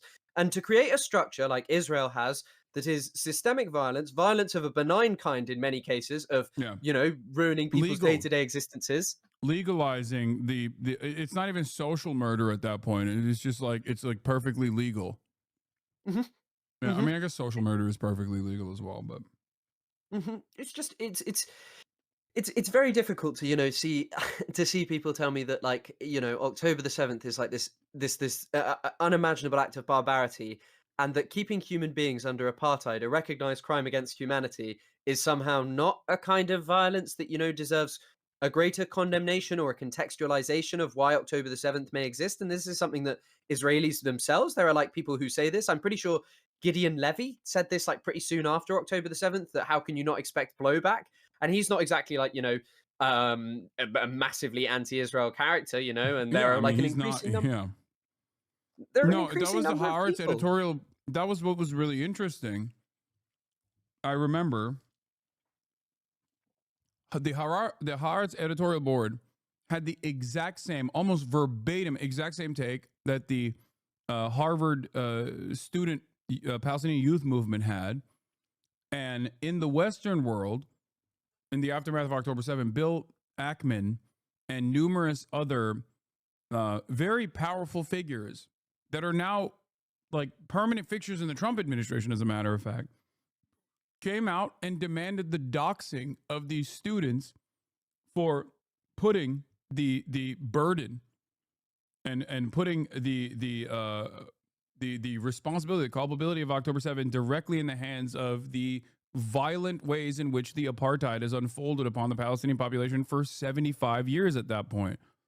It's crazy that there were so many crazy moments in the aftermath, in the immediate aftermath of October 7. I remember here in America where like they just straightforwardly, they had doxing trucks on college campuses that plaster the faces of students that wrote this op-ed claiming that they were like Hamas terrorists, like and demanded that they never get a job ever again.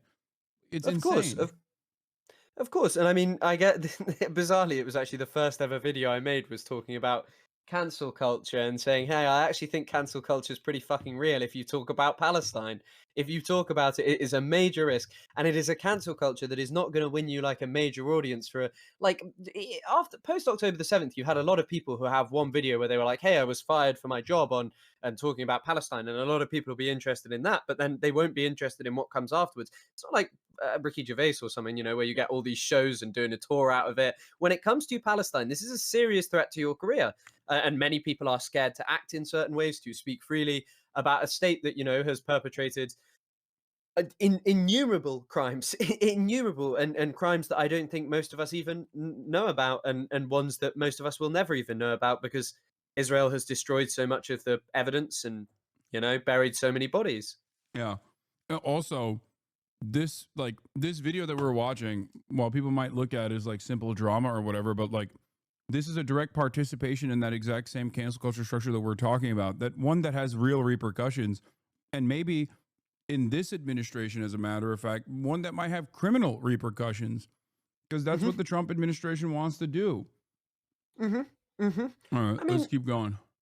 Posts from Israelis making fun of her by making pancakes with her face. It doesn't work like that. According to Al Jazeera, a report states the Israel-Palestine conflict to be the deadliest conflict ever for journalists. More journalists have been killed in Gaza than in both World Wars, Vietnam, Yugoslavia, and Afghanistan combined, says the Cost of War Project, with Israel's war on Gaza having 232 journalists. But what? He was. And I will say it once again, CPJ stated that since the war began in 2023, this has been the deadliest period for journalists since the CPJ began gathering data in 1992. Hila seems to imply that critics are uninformed. Why would Hila so confidently believe that Israel wouldn't bat an eye with Hasan coming to Gaza as a journalist? He happens to be one of the most prominent critics of Israel and quite a large voice for Palestine. Could it possibly mean that you might have a more biased view of the country when you are from there and have lived there for many years of your life? He's never been to Gaza, never been to Israel. He doesn't know shit about it. No, he doesn't. He does not. But he talks like with such authority. Oh my God.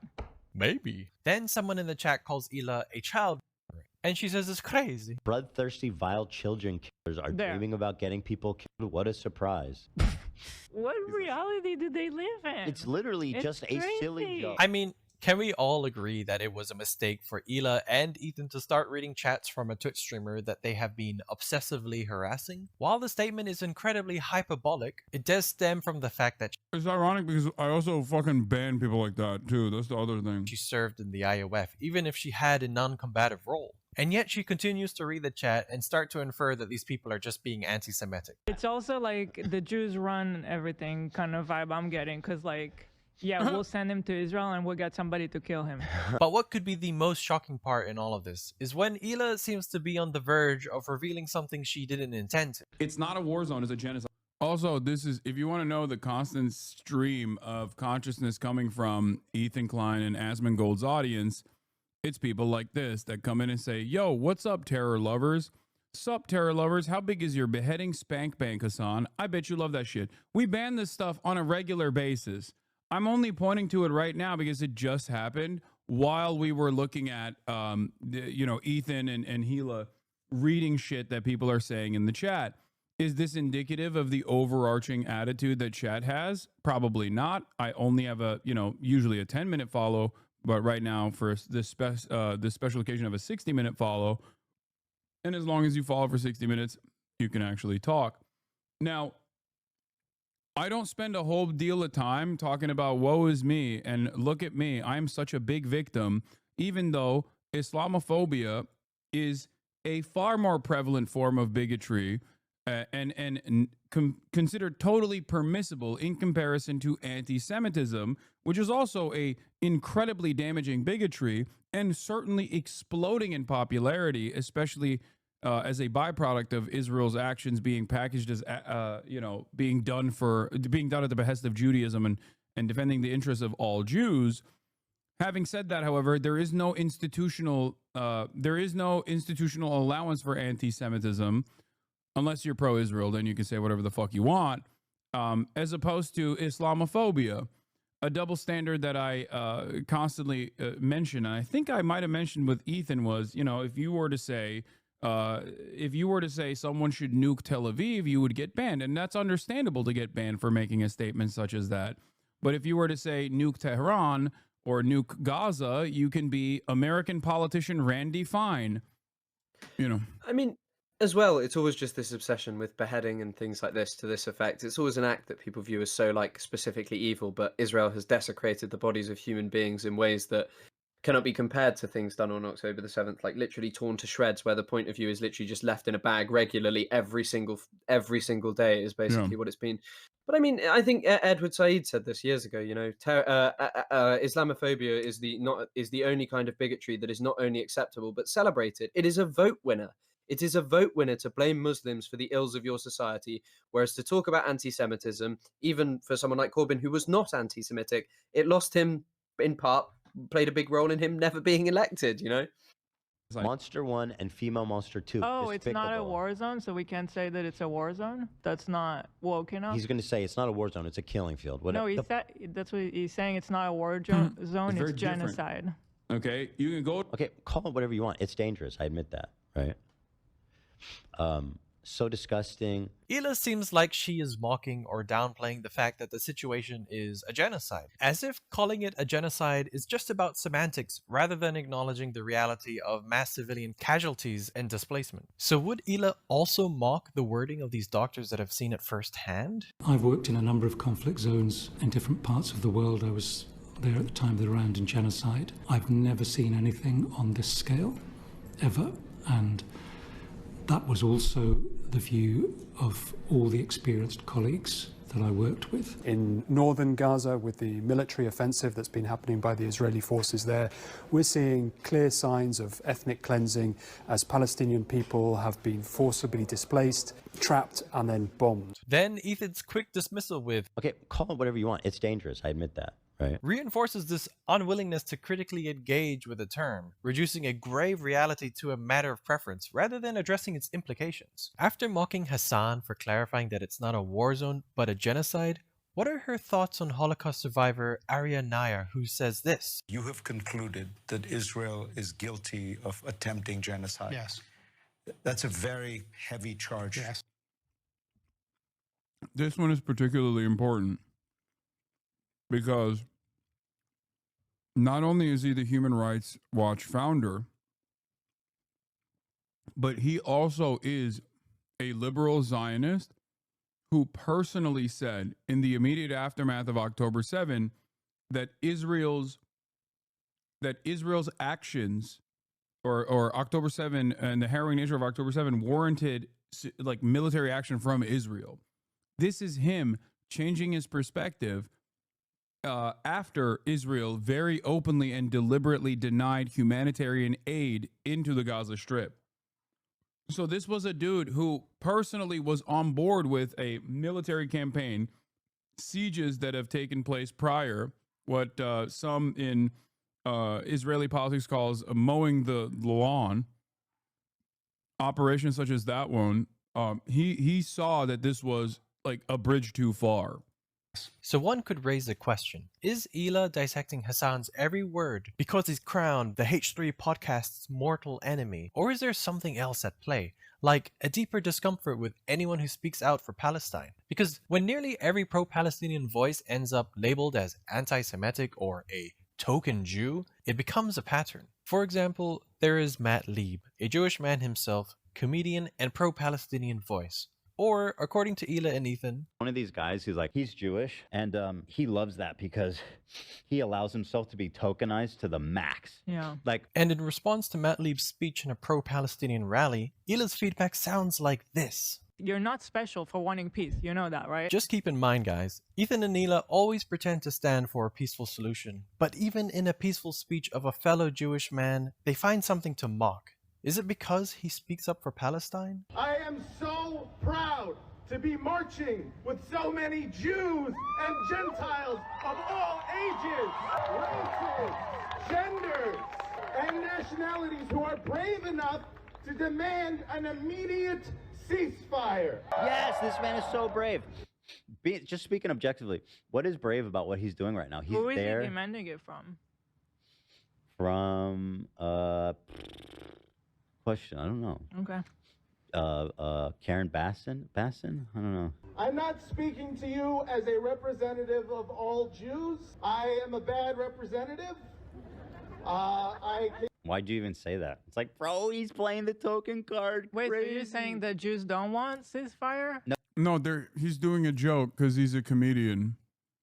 And he also is addressing the tokenization allegations by saying he's not here speaking on behalf of all Jews because he's a bad representative in general, because like for other unrelated reasons.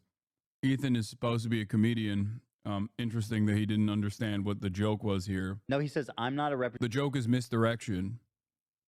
of all Jews because he's probably accused Yeah, of being but a so token. far all he said that he wants ceasefire, but then that does not represent all Jewish people. Well, That's I'm the not one the- that wants ceasefire, but not those other Jewish evil people. Like, what do you think everybody wants, dumbass? That's not the argument I he came was from making. a secular family, and the closest thing I got to a bar mitzvah is when I was 13, and I one time saw my dad send back soup for not being hot enough at the cafe in the Holocaust Museum. That was the thing that happened.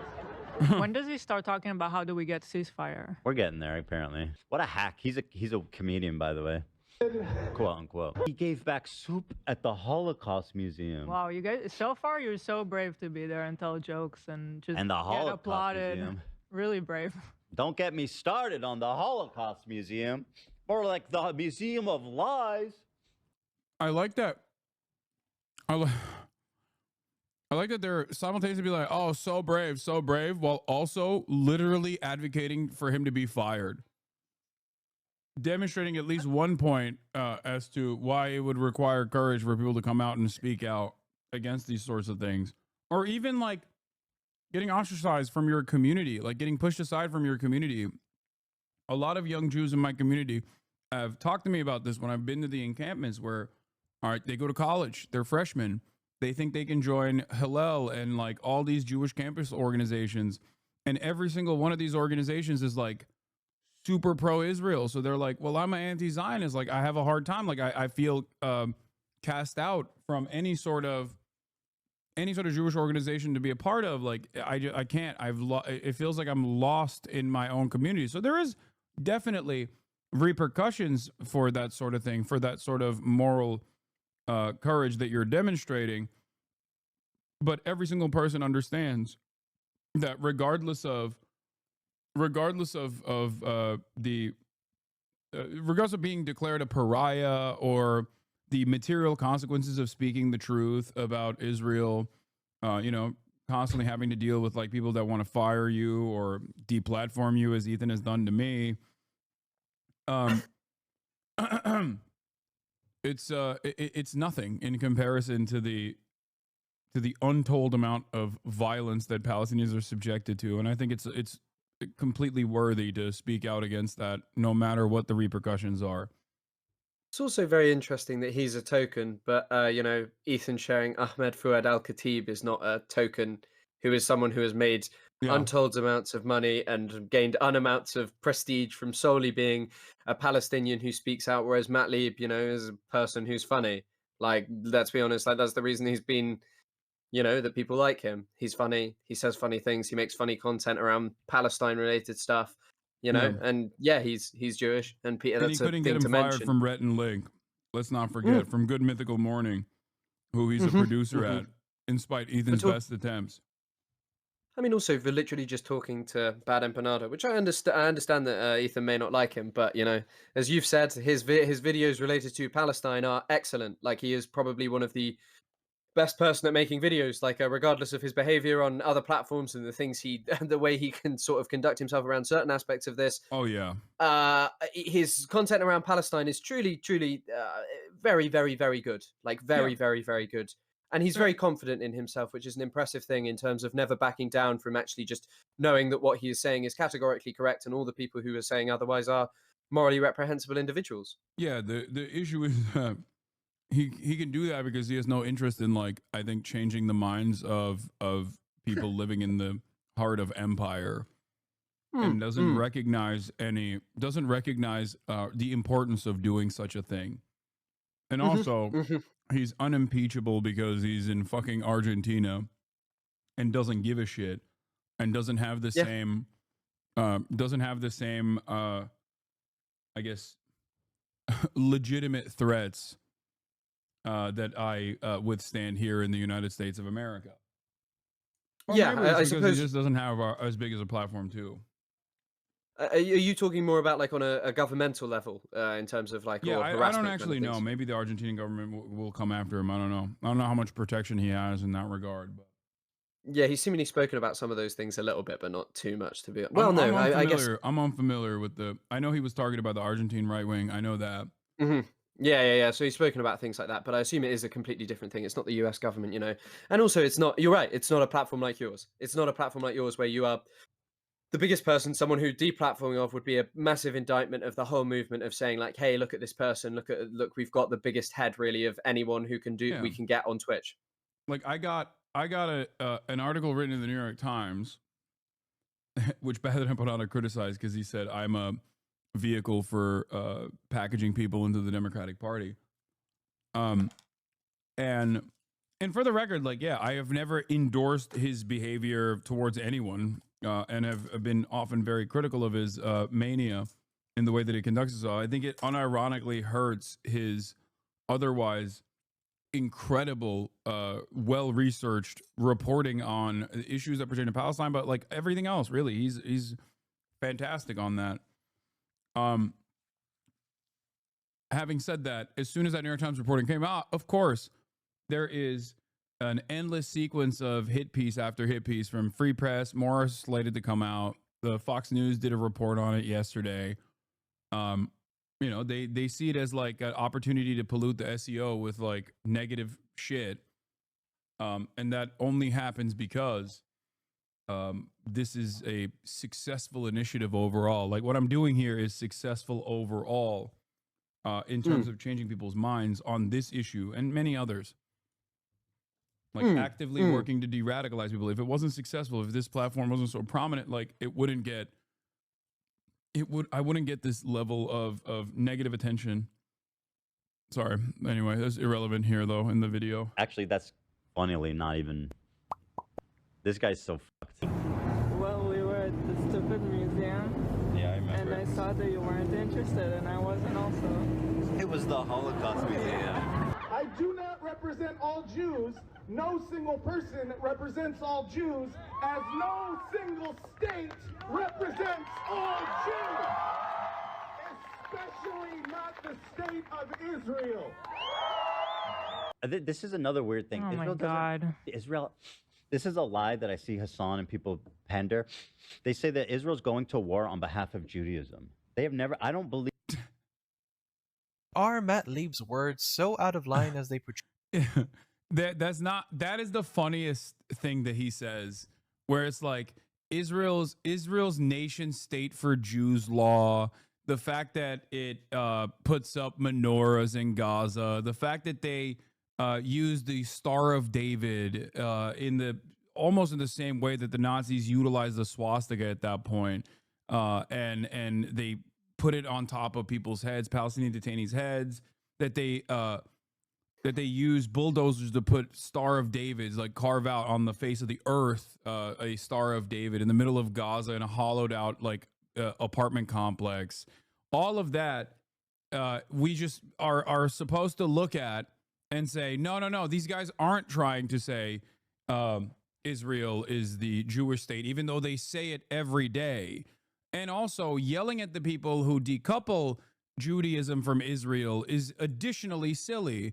Constantly claiming that, you know, all Jews are Zionists, all Jews are Zionists. When you say anything about Zionism, you mean all Jews. You're actually in a very sinister way doing anti-Semitism. That in and of itself is that exact same conflation that Ethan claims Israel is not doing. It also goes beyond that as well, in the sense of Netanyahu openly claimed that this is a war for civilization. He claims that this is literally the heart of Western civilization, that this represents all Western civilization, in particular Jewish people, and that if it loses, the entirety of the West will be destroyed. So this idea that it doesn't claim to speak for all Jewish people, that it doesn't claim to speak for civilization as opposed to barbarism, is categorically untrue. Yeah.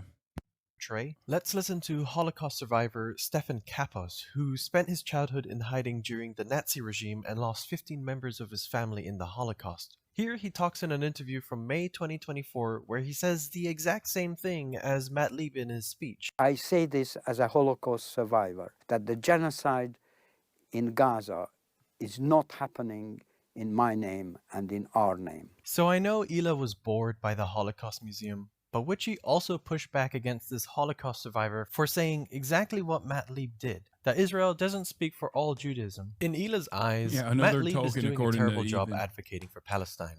This man is like a teddy bear. How can you tear apart a 2-minute fun and moving speech into a hateful 8-minute analysis? And sure, Hila says she wants peace. She said it herself. Everybody's asking for a ceasefire. That's not brave. What do you mean? You want to be brave? What does he think that I want and you want? He said it. They say, and they want us. We want all Palestinians to die. That's what they say. Why would anybody think that? When did I ever say anything like that? Indicate anything like that? And why would they think that anybody in Israel even wants that? Everybody just wants to move on and be able to live their life. Everybody wants peace. You're not special for wanting peace. You know that, right? He's brave. Yeah, I love how he like that's like congratulates. the obvious take. But if this is how she reacts to pro-Palestinian voices, then how much weight do her words really carry? They don't only go after public figures like Matt Lieb, but they also go for small content creators like this girl from TikTok. Out of respect for her privacy, I won't show her, but I will give a short summary on what her TikTok was. She describes a complicated and deeply emotional reaction towards her own Jewish community. She talks about seeing a group of Orthodox Jews, and her immediate thought wasn't just about shared identity, but about where they might stand on Israel's actions. I don't want other Jewish people to think that I hate them, because that is not... It's not the case. I have lost so much faith in my own community, and I no longer feel this connection. That internal conflict led to a moment of discomfort and even anger, not out of hatred for Jewish people, as she's really careful to clarify, but from frustration over the lack of support for Palestine. It's not about rejecting her identity, but about grappling with how it intersects with her morals and political stance.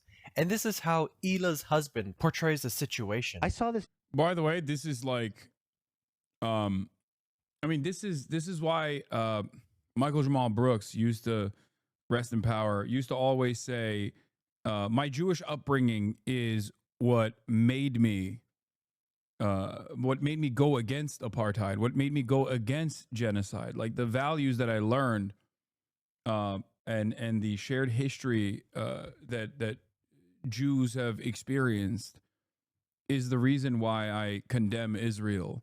So that's the reason why it's like extra crazy for her to like struggle with this right here. And then, I mean, I guess let's see what Ethan's response is. TikTok that blew my fucking mind. This girl, she's on a train in New York, and she's like, I saw these Orthodox Jews on the train, and the first thing I thought was, are they Zionists? Get the fuck away from me.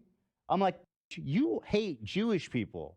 And that had like 160,000 likes on TikTok. Wow. So what am I supposed to think as a Jewish person when this is a celebrated opinion, to be on a train with Jewish people and your first thought is, get the fuck away from me, without knowing a single thing about them, without talking about them? A little bit of a misrepresentation. That's anti-Semitism. I'm sorry to fucking spell it out. That's an interesting take on her feelings. The host of Hila's podcast only missed all the context while she sat there with a raised eyebrow. Zero comment from her. Ironically, it was actually Hila who ended up echoing the very misrepresentation Ethan tried to push about the woman on TikTok. I mean, I could take these guys a little bit more seriously if it wasn't for this curly ass shit. Like these fucking double curls. Yeah, that is disgusting. It's just... Could you imagine what Ethan's response would be to someone like myself ever engaging in an act of like actual anti-Semitism such as this? Like, oh my God, he would be playing it over and over and over again to be like, look, you see, there it is. It's goofy. But also, come on, wearing a full suit in the summer. You know what? Whatever, dude. Whatever they want to do is fine. But the thing that... the whole Also, place. Chris, I know you're in Londonistan, which is the most Islamist place on the planet, of course. So if you're tired or if you need to leave because you want to go to bed or whatever, I hold no ill will on that. I've definitely got a bit more left in me. Definitely. All right, perfect. Okay, let's keep going then. Labeling non-anti-Semitic people as anti-Semitic says more about the person doing the labeling than it does about the people being labeled. It also shifts the conversation away from the actual topic, Palestinian human rights, occupation, etc., and puts the focus on alleged bigotry. But that's convenient, right, Hila? No one is allowed to talk about it anymore. Everything is anti-Semitism, or as Hila calls it, anti-Semitism. And if it were up to you, you would also love to see Matt Lieb fired for daring to talk to someone who got to you by trolling and IDF soldiers in a video game. And if you justify your words with the alleged CPS call that was made to the Klein's house, who half of the internet is responsible for apparently, keep in mind that Matt Lieb had bad empanada on his show way before that happened, and Also, he admitted that he has no idea who called CPS in our conversation, which I thought was like, I mean, yeah, that was also, again, drama focused, but like shocking in terms of just like openly revealing that he falsely claimed that every one of his ideological enemies that have called out his statements on Israel were actually responsible for the CPS call. And it turns out he just has no idea. He just said Snarkers did it on his story like 20 minutes ago. Okay, well, it's interesting because in my conversation, he said, did I say the Snarkers called CPS, which he had done? And apparently now he's saying it again. He's saying that it was Snarkers once again. I mean, also, it's just a kind of thing of just blaming other people, isn't it? It's just going to be easy to dismiss it. But also, Bad Empanada has clearly realized that the best way to kind of, I mean, he's openly said it, that he joked about it, but that Ethan Klein is the rent payer thing. Like, he's joked about it, but it's obviously just such an easy way to bait Ethan and Hila into talking about him, and also to get way more attention to his videos where he's just uploading talking about Palestine. And I understand I think obviously it's not a way I would do it at all in terms of the sense of like how, like of some of the things he says and does. But at the same time, it is like just an example of you can direct people to learning like things about Palestine and learning how to dismiss people who have really problematic views about Palestine by just, winding people up basically about something that has nothing to do with him. Like, because it's obvious that it doesn't. So that YouTube is full of compilations of you guys harassing everyone left and right. Another instance of Hila using her words to show her deep-rooted empathy of the suffering of Palestinians is during the H3's Cope stream for Trump's inauguration day. Just the other day, Bibi fired a really good guy that a lot of people are pissed about, and he fired him because they had a disagreement, and that's like so Trump coded. Now, I know Hila doesn't like to hear. But she lived in Israel. She's obviously the most knowledgeable. I don't understand. Like, how could she have said, as someone who is against Israel's violence, how could she have said the defense minister during October 7, who in the immediate aftermath of October 7 said, we must shut off their electricity, their food, their water. We are fighting human animals. How could she have thought that he was a good guy, especially considering that at this point, he had already had a warrant out for his arrest for being a war criminal? Yeah, I find it particularly difficult to believe that neither of them knew who he was. I mean, Ethan clearly doesn't in the clip, but I think that they know. And also, I've seen people defend it on the basis of, well, he did want to end the war, but he wanted to end it because Israel had done enough genocide, in his opinion, that they'd achieved all they could, that there was no more point to the genocide. Yeah. It didn't come from like good of his mention heart. this because, in their opinion, they have dealt with the situation accordingly and put it to the books. Narc's greatest hits. Yeah, it this is Narc's greatest hits. Let's look into this a little deeper, and whilst we do that, keep in mind how she repeatedly tries to discredit the opinions of non-Israeli people who speak on the matter. I think Ethan has a lot of credibility to talk about it. He lived there for 5 years and he's married to an Israeli. No, you care about. It's funny to like sit in America and think that you know better than somebody who lives in Israel. Yoav Gallant was a military officer that served as Israel's Minister of Defense, and was also the same guy that said that he had ordered a complete siege on the Gaza Strip. There will be no electricity, no food, no water, no fuel. Everything is closed, we are fighting human animals, and we are acting accordingly. Gallant's declaration of a complete siege where Just good guy things, even from the most like liberalized brain rot Marvel Cinematic Universe ass of like approaching politics, like that's not what a good guy would say. I don't think, that's what a really good guy would say, like the best guy actually. But also I think it's thinking about, you mentioned how you use your platform to Ethan. You think that you might know who this guy is if you cared about the Gaza genocide from talking about saying, hey, this is a pretty...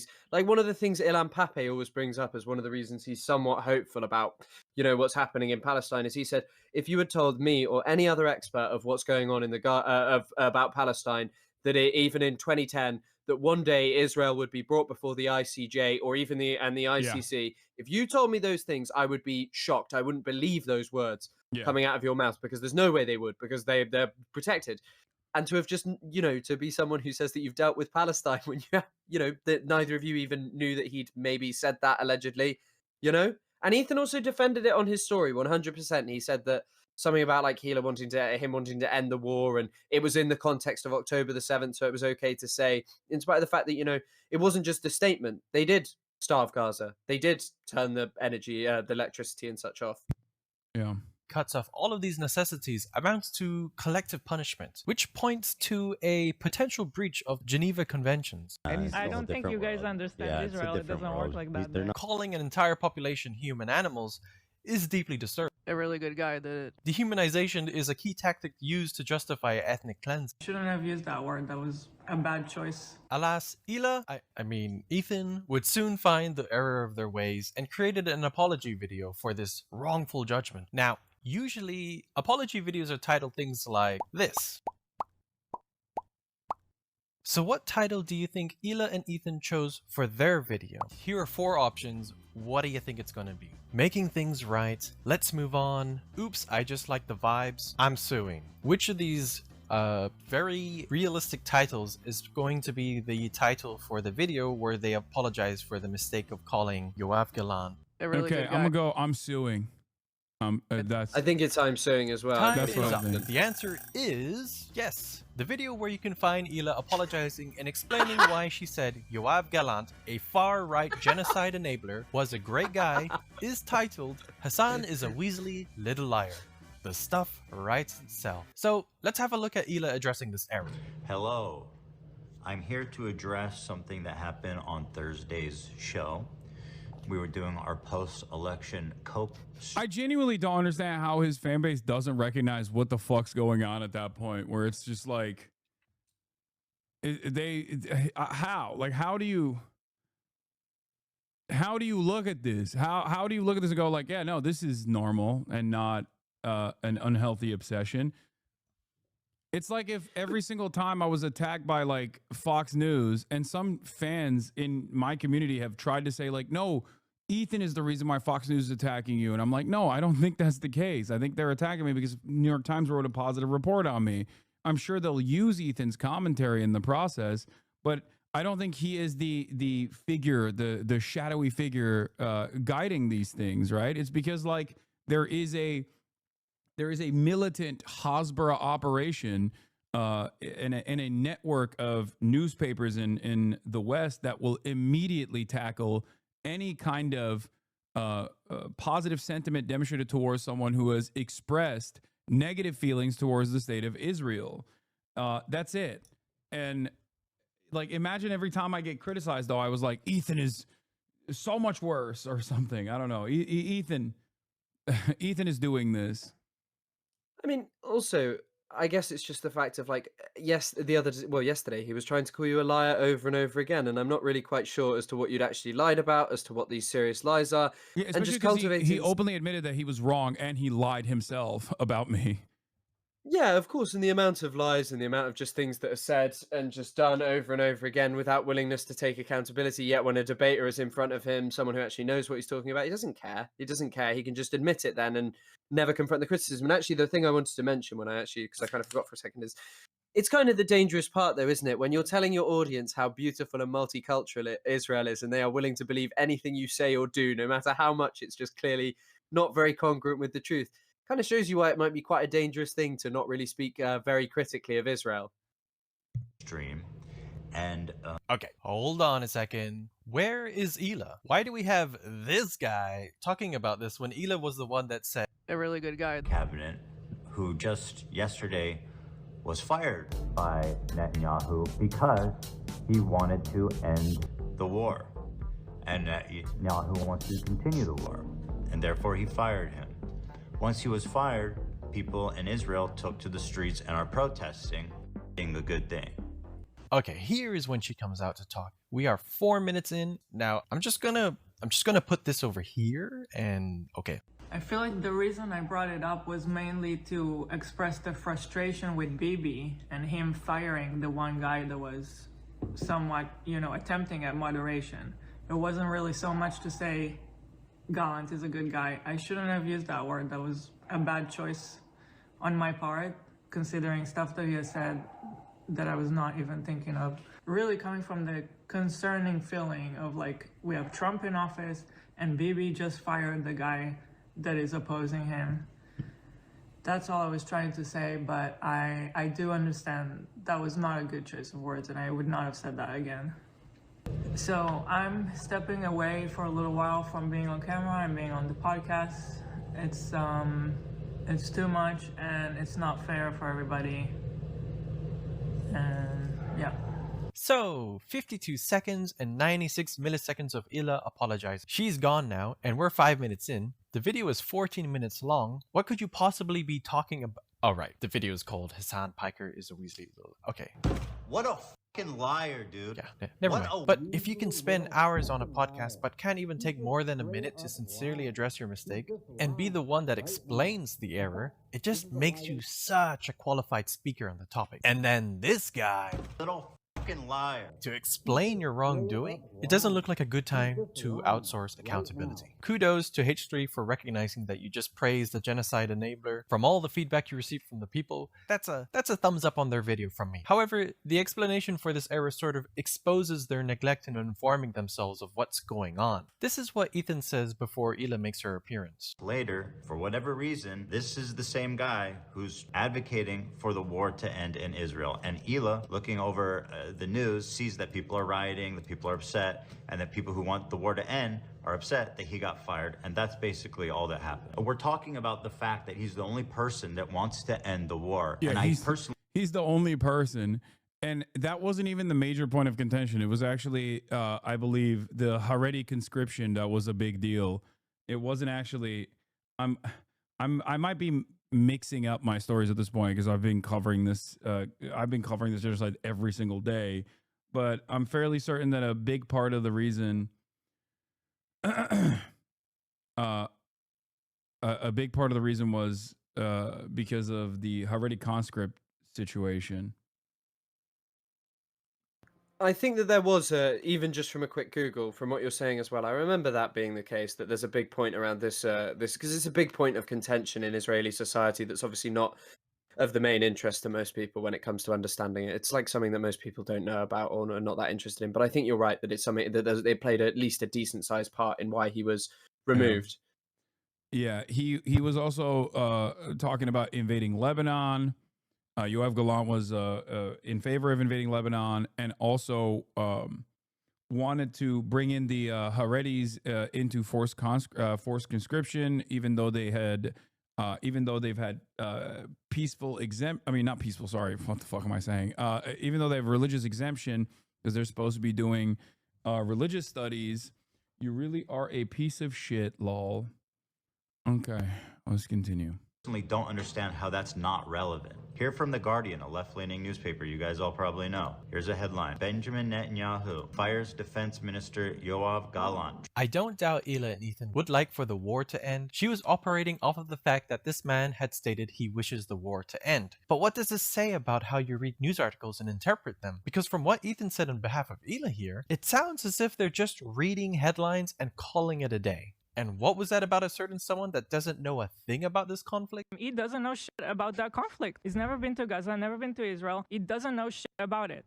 No, he doesn't. He does not. However, when confronted with this topic in moment once again in iDubbbz's Content Cop video, she seems to have a different reason as to why she said that. I want to explain it because people bring it up non-stop. I apologize for it right away. When Ethan made a video to address this on his Ethan Klein channel, Next day, I made a quick appearance in that video just to say, I'm sorry, I misspoke. I shouldn't have called him a really good guy. Like, I don't know why I said it like that. The point I was just trying to make is that Bibi fired him because they were disagreeing. Here, you don't need to paraphrase it. Let's watch it. Yeah, why do you have to cut her off, dude? Let her cook. Okay, that's quite different from your explanation when you apologized. Ethan said that she was just reading headlines saying that they want the war to end. Hila then said that he was the only one that attempted moderation. And now she says that the point she was trying to make was that Netanyahu fired him because they were disagreeing. What were they disagreeing on? Let's take a look at the point she was trying to make in the original video. He looked mean. I thought he was mean just because he looked mean. No. Well, the big disagreement was that people are fighting for the Orthodox Jews to get drafted as well to the army because they're not. Motherfuckers. Dude. Wait, so she does know more than she's letting on. But Israel... That's an issue? Yeah, the Orthodox don't serve. They don't serve. Yeah, it's like Amish people, too. They don't do that. But everybody else has to. Everybody has to do it. Sure. So it's like, what the fuck? Dude, the Orthodox are such leeches there. Oh, you're saying Orthodox Jews in Israel? Yeah. Don't serve? I thought that like everyone had to. Exactly, except the Orthodox. And then the Orthodox. I like that.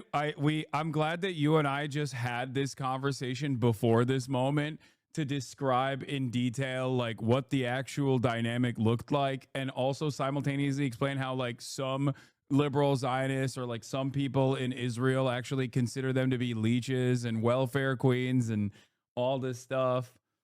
And well, turns out there it is. They're doing it. They're doing the thing that I was saying. Because they need to sit and pray for God all day. Never mind, it's a dislike now. So just to be clear, Hila's concern is not that people are being conscripted into a violent occupation, but that some people get to skip the uniform and stay home to pray. The framing is not so much about systemic inequality, and appears to be more about wanting broader participation in Israel's military forces. The same. And for the record, before people say like, oh, they're being anti-Semitic or whatever, or their take on this, the only reason why I take issue with their perspective is exactly what this guy, the soft take, is presenting, which is that it's ridiculous to be like, well, how dare they don't get to serve? Like, how dare they behave like leeches or whatever? I don't necessarily find myself in defense of some of the more fundamentalist elements within Israeli society. Let's be real. It's doubly ironic, of course, because I very famously call all kinds of different right-wing reactionaries inbred, which was what Ethan claimed I was doing in an anti-Semitic manner towards the ultra-Orthodox settlers that were destroying humanitarian aid going into Gaza, which Ethan said were just a bunch of wonderful fellows that are like, why? These guys look like they're holding they're holding up aid boxes and moving them into the Gaza Strip to do delivery of humanitarian aid into the Gaza Strip. How dare Hasan imply that they're right-wing and bad, and also say that they look like volunteers, he said. Well, perhaps it's because I don't get my opinions off of 30-second fucking clips, and instead was reacting to a news report about them doing exactly what I'm saying, which is destroying humanitarian aid. It's also very interesting that I guess I sometimes think about things that when I see other people bringing up stuff that I hadn't. Very interesting to see that clip in its full sort of context, because I've seen it so many times, but I've never seen it where Hila clearly does actually know, this is to do with, probably the more niche part, the sort of ultra-Orthodox conscription, but has apparently, she was just thought he was a good guy because of being a moderating voice. It seems she's much more interested in Israeli societal issues than, his genocide opinions. Military force that likes to go on social media and post stuff inside of Palestine. By the way, you're doing tremendous PR for British people. I just saw someone in the chat go, this guy is the coolest fucking Brit I've ever met. You're doing incredible PR for the island. I'm glad. What do they all say? Is it three head that they all say at the beginning? Yeah, free head lad. That's right. Fucking hell. I'm hoping to change the chat's perception vis-a-vis free heads. This is actually this is a British Angloid Hasbara right here. That's what it is. You're doing PR. Palestinian homes like this, and also this. It's quite telling that Hila's complaint wasn't why do people have to serve in a military accused of war crimes, but instead, why doesn't everyone have to? Let's go back in time to a podcast episode in 2017 where Hila recounts her time served in the Israeli military that is renowned for headlines like this, and this, and this. And not once has she shown remorse for being part of it, or I at least couldn't find a single clip. If it exists, please let me know in the comments and I will do right by it. Let's take a closer look to show you what I mean by having no remorse for it. Hila was born in Tel Aviv. In the podcast episode featuring Hila, she explained that she attended the mandatory IOF service from around 2005 to 2007, I assume. The other option, according to them on the podcast, would have been 6 months in prison. She met Ethan while he attended a heritage trip fully paid for by, to quote Ethan, rich Jews from around the world to connect with fellow Israelis to get married. A very Zionistic event, as Ethan stated. But he didn't really care about that back then, and Hila was still part of the IOF back then. Eventually, she and Ethan lived in Israel together for 5 years before they moved together to America. In those years, Hila wanted to attend art school but got declined and applied again a year later. Why is this in my script? Hila proceeds to talk about how her military service began. How was your experience in the military? It was okay. It happened right after there was some kind of a second war in, where was it? In Gaza? I remember that, yeah. There was some sort of a small war. Yeah. When I was there, and as we can see, she doesn't seem to even know what war this was, and referred to it as a small war. The small war Hila is talking about is known as the Second Intifada. Wait, and just no. I thought it was like I thought she was referencing like I don't know, one of the, I mean, it doesn't matter even if they were talking about like any of the sieges that has taken place, which I guess would be like closer, so the timeline doesn't add up. But I never even thought that. Oh my God! It was during it was after the Second Intifada. That's crazy. Yeah, I think I was considering putting this in my video talking about it. It is really interesting that she didn't even know what it was. I just think it's kind of mad that you'd serve in a military, like off the back of that, you know, and just have no idea what anything that they do, anything that you're doing is kind of pretty. It's pretty wild. That's what the timeline matches up with, like the Second Intifada. Is that? Yeah, it does. I think Hila's born like I spent some time looking into this. I think she served in about, as he said, 2005, late 2005, early 2006. Oh, she was 18 in 2005. So yeah, it's like at the okay. So like okay, right on the heels of the Second Intifada. That's crazy. Yeah. And also, by the way, as I have noted, that although it was much more militant, the vast way that the way that the vast majority of people participated was still through non-violent actions. Yes, there was definitely targeting of civilians inside even Israel proper. However, the vast majority of people still participated through non-violent methods. That is what Andy Clarno says, and he says that is what people, because of course people protested and such. You know, people didn't just all engage in militancy. Yeah. And of course, if you look at the numbers, as is the case with the asymmetry of Israel's retaliation, the numbers do not favor Israeli restraint. Any sort of argument towards Israel being restrained in this circumstance. No, of course, and it's kind of this interesting thing about how now the Intifada is a word that is meant to mean like Jewish suffering as opposed to Palestinian attempts at liberation that were brutally thwarted. Or just the Arabic word for uprising, which in Arabic is like the Warsaw Ghetto Uprising is called the Warsaw Ghetto Intifada. Like, that's what this is, isn't it? The only thing that it might be is there is one...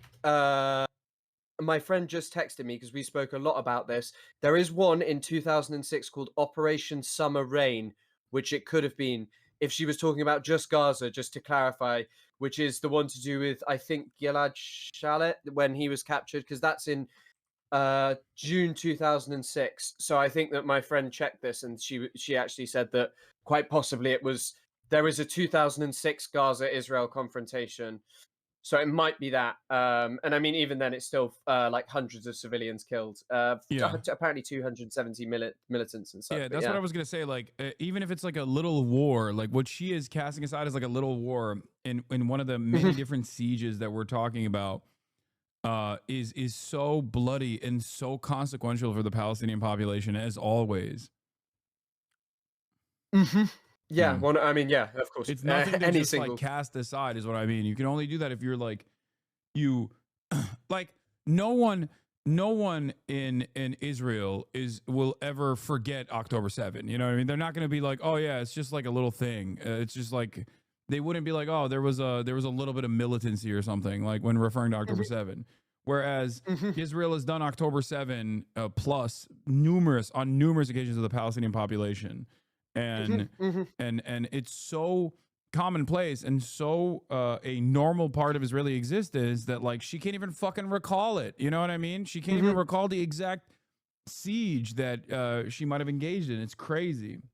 Just to give you a little bit of context, the Second Intifada was an uprising from Palestine, largely a response against Israeli occupation of Palestinian territories, including the West Bank, Gaza Strip, and East Jerusalem that began around September 2000 and went on for about 5 years. It was triggered by years of facing systemic oppression, restricted movement, and military crackdowns, all by Israel. No word from Hila about how Palestinians faced really harsh living conditions under occupation, which included severe disruptions in daily life, including food and medical shortages. What's more is that the Second Intifada actually shaped the policies and military doctrine of the IOF. IOF's approach to security, surveillance, and control over Palestinian territories today is actually deeply rooted in the Second Intifada. The normalization of collective punishments, the construction of the separation wall, the expansion of settlements, all have their origins in this period.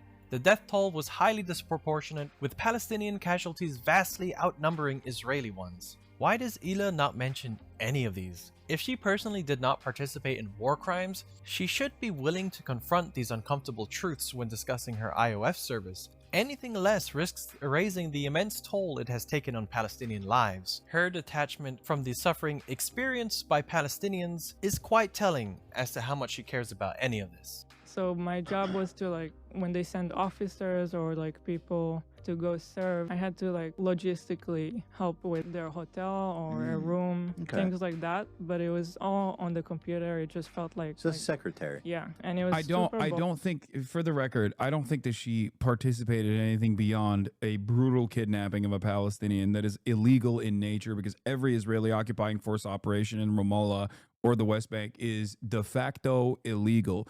There is nothing that the Israeli occupying force can do in the West Bank that is legal, okay? They are illegally occupying the West Bank. It's Palestinian territory.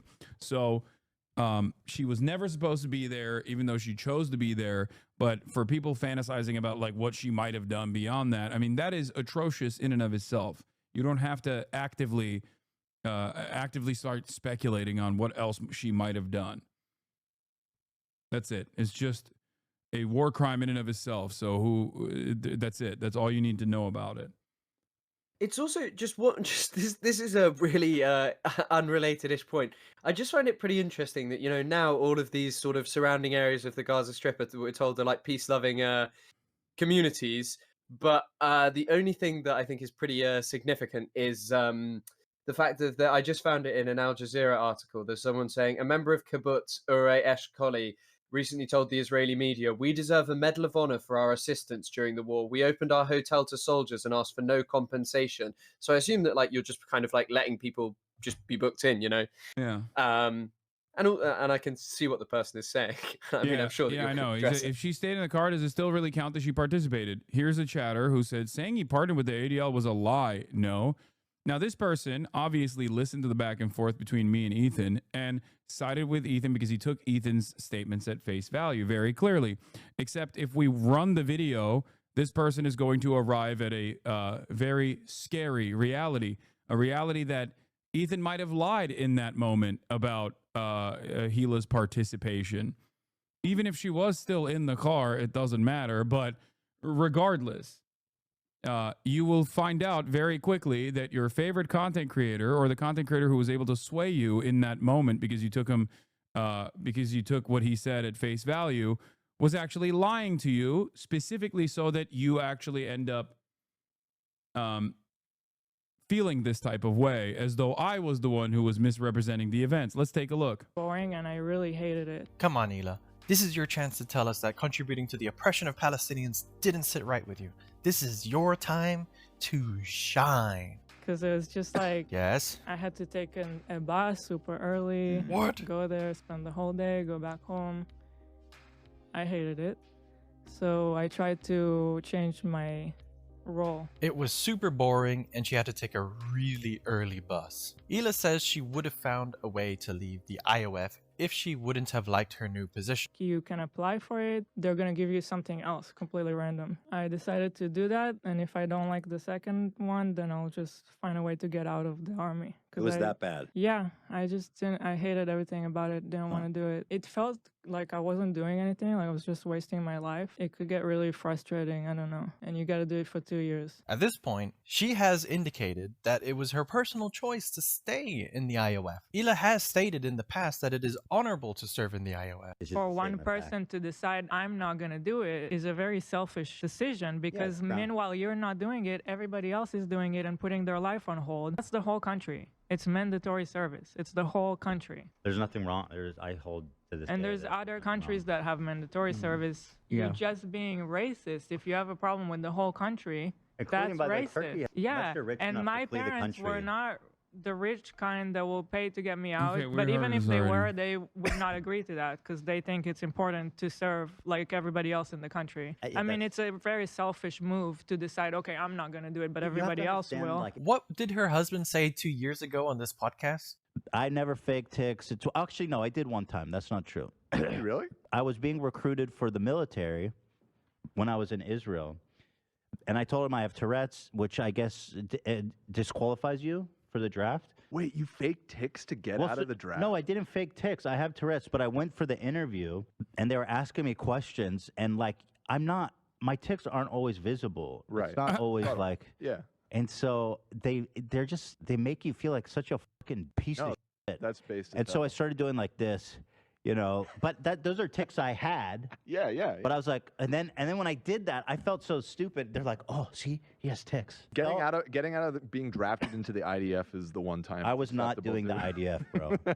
I was not doing that. I was not doing it. Such a striking contrast in perspectives here. I filled out that form and I tried it, and then I somehow ended up in a better place that I liked a lot more. So Hila stated that she ended up in a better place. She relocated from Tel Aviv to Ramallah. And just to give you a quick overview of the historical context, Ramallah was effectively occupied by Israel in 2005. For that chatter, hold on. This guy is taking a long ass time to get there, but I promise you, I'm welcome to seeing the evidence of that, and I don't see Ethan as infallible. Well, it seems like you believed his framing on the partner with the ADL thing that was actually presented in a way where it would come across like I'm being crazy when he had actually actively talked about the role that the ADL had taken place, openly admitted that he recognized that he mentioned the ADL on numerous occasions after claiming that he had never once said the words ADL before, and also simultaneously was collaborating with Destiny's podcast co-host Dan Stalkman, who's my number one stalker, 60-year-old pervert freak, who had been directly collaborating with the ADL to try to get me and many other pro-Palestinian content creators banned. Ethan was talking to him. He wasn't talking directly to the ADL. And also, simultaneously, he took credit for the ban, as I mentioned in the conversation. Do you feel like that framing was justifiable from his perspective? Do you really think that it was? Do you really think that this was inappropriate for me to say, and it was anti-Semitic in the way that Ethan suggested? I'm just saying, you literally said he partnered with the ADL, which isn't the same thing as agreeing with them. Oh my God. Oh my God. What Ethan Klein did is literally partner with the person who worked directly with the ADL. What are you talking about? Why are you still trying to entertain a semantics argument? It is not even my words that would make people that would lead people to infer that Ethan directly worked alongside with the ADL. It's Ethan's own admissions that would allow people to feel like he had worked not side by side, but directly hand in glove with the ADL. You understand that? Do you understand that? Do you feel like it was appropriate for him to try to infer that this is anti-Semitic? Pedantic princesses, all conflation, bro. I can't believe you're still trying to maintain this position. Just wait. Okay, here, hold on. I want to hear what kind of defense you have after she describes her limited involvement. Despite being officially part of the Palestinian Authority Chris, under you get to see Oslo the real Accords, Hasanabi the experience. Israeli army controlled access to and from Ramallah, with roadblocks and checkpoints severely restricting Palestinian movement. I somehow ended up in a better place that I liked. Her new position was apparently another secretary job in the Dutchifat battalion. The new one, a base that was far from my house, so you go there for the whole week and then you come back for the weekend. So you preferred that? Were you gone for a whole week? I did. Interesting. Why? It was kind of like just more of an adventure, more of a different experience. I preferred Just than war to just crimes, go to a you know? boring job, sit on the computer and go back home at the end of every day. I don't know. I was in Dutchifat, that's in charge of the area of Ramallah. That brigade has like a main officer, so I was his secretary. Okay, so you were right below the big boy. Mhm. Cool. Under the big boys. Cool. It's hard to explain, but for some reason it was more interesting. I enjoyed it more. You told me once you went on like a mission with them Mhm. to like a terrorist city. Ramallah, like calling Ramallah a terrorist city when you are de facto, by Ethan's own admission, the terrorist terrorizing an area that you are not supposed to be in, that you're in illegally occupying, engaging in acts of military occupation. That is what is at the heart of this dynamic, and the way that Westerners receive this information, and the fact that they will never understand that it is actually Israel that is terrorizing Ramallah, and that Ramallah is not a terrorist city, but by Ethan's own admission, once again, because he said West Bank settlers are valid, legal military targets. Like if someone were to kill a West Bank settler, he said that it would be valid. That's an extreme perspective that, for the record, I literally am against on a pacifist principle, on a humanitarian ground, and is the reason why I believe in a one-state solution, because I think it's like impossible to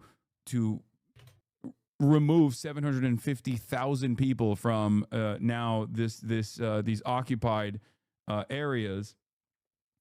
Okay, Ethan's own perspective on this is like supposed to be more extreme than mine. Okay, let's take a look. Yeah. That was kind of a crazy story. Yeah, my officers and like the soldiers in that brigade, they would go every night on a raid in Ramallah to arrest terrorists. So one time I wanted to go with them just to experience it. Why? You just were all of a sudden had an urge to go with them? I just wanted to see what it's like. Right. I wanted to see it. They took me with them one night, even though they weren't supposed to.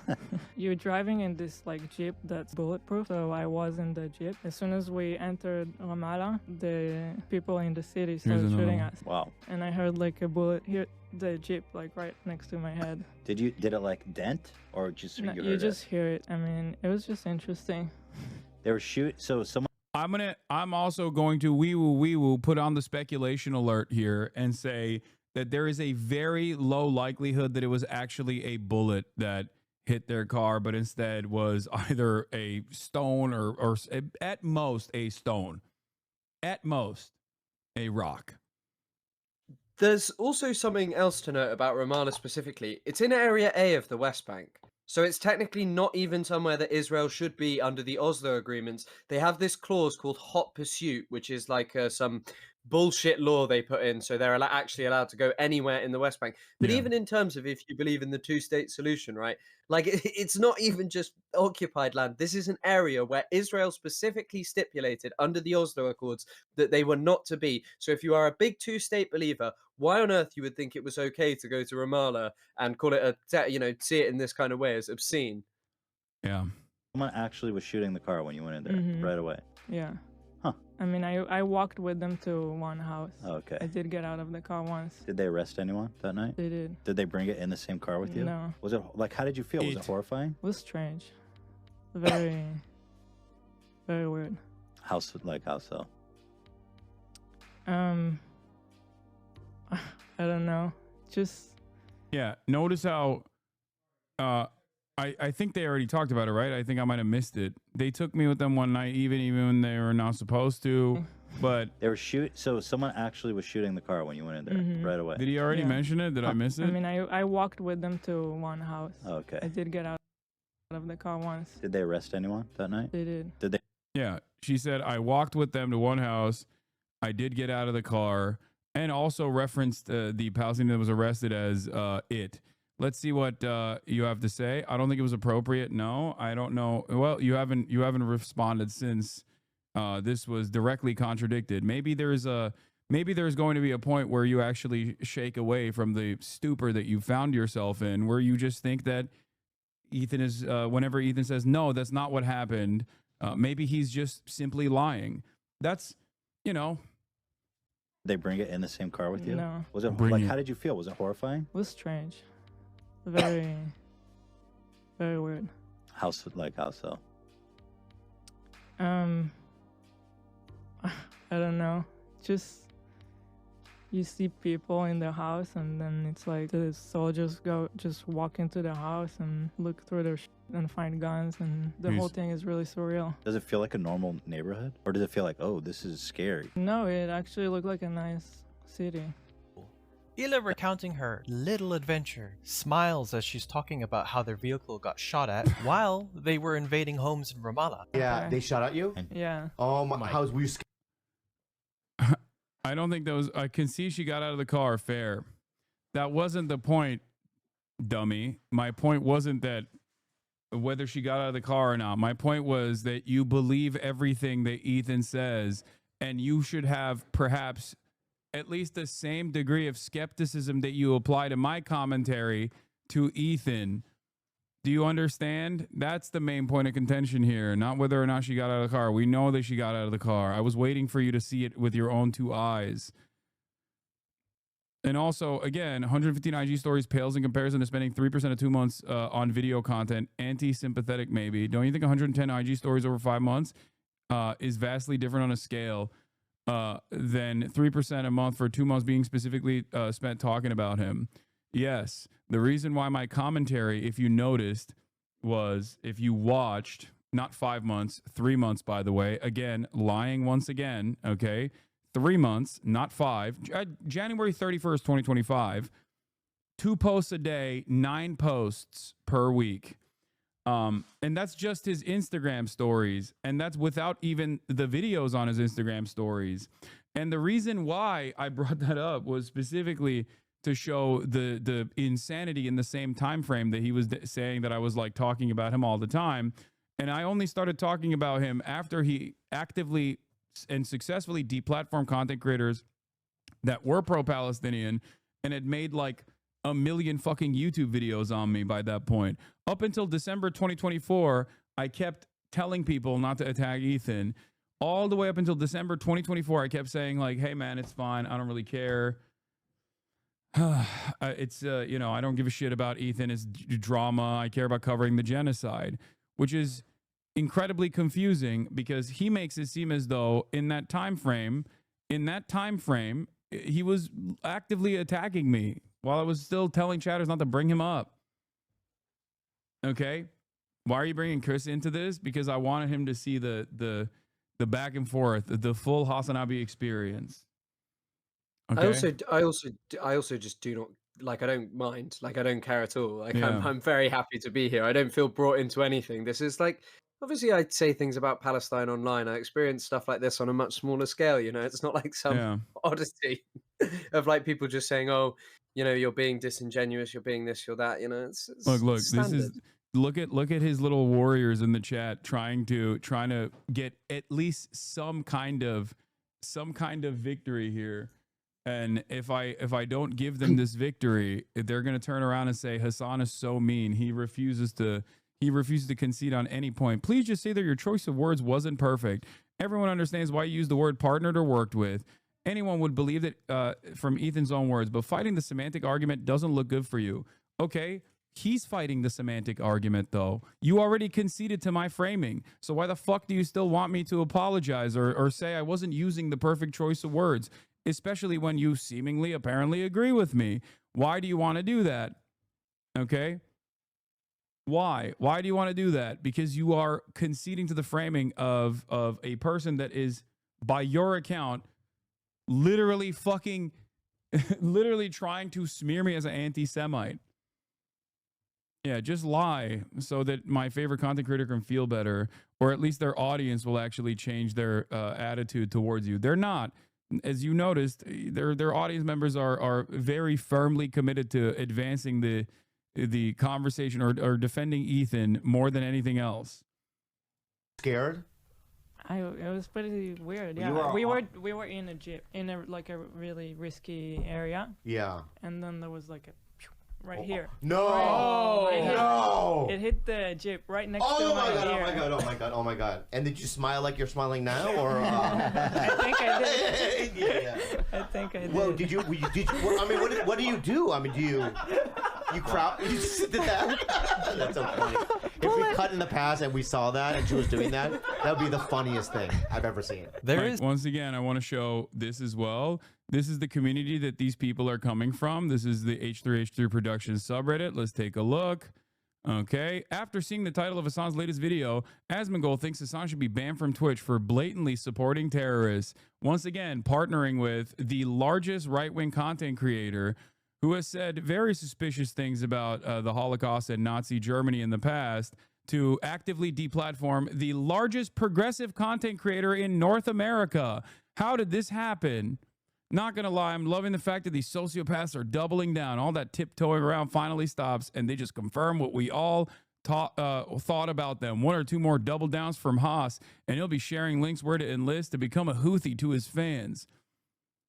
If he was saying the same about black people that he does about Jews, etc., he'd have been banned 10 times over. Oh my God. These guys also are always playing fast and loose with these comparisons. Like, yeah, if hey, you say you like the HBO show Common Misconceptions, but if you were to say that about child pornography, you'd go to jail. Exactly. These are different fucking situations, not making a moral conflation between Jews and that. I'm not saying that in this analog, but yes, different things are different, okay? In this circumstance, my criticism is not against Jewish people, it's against Israel, okay? Israel and its genocide.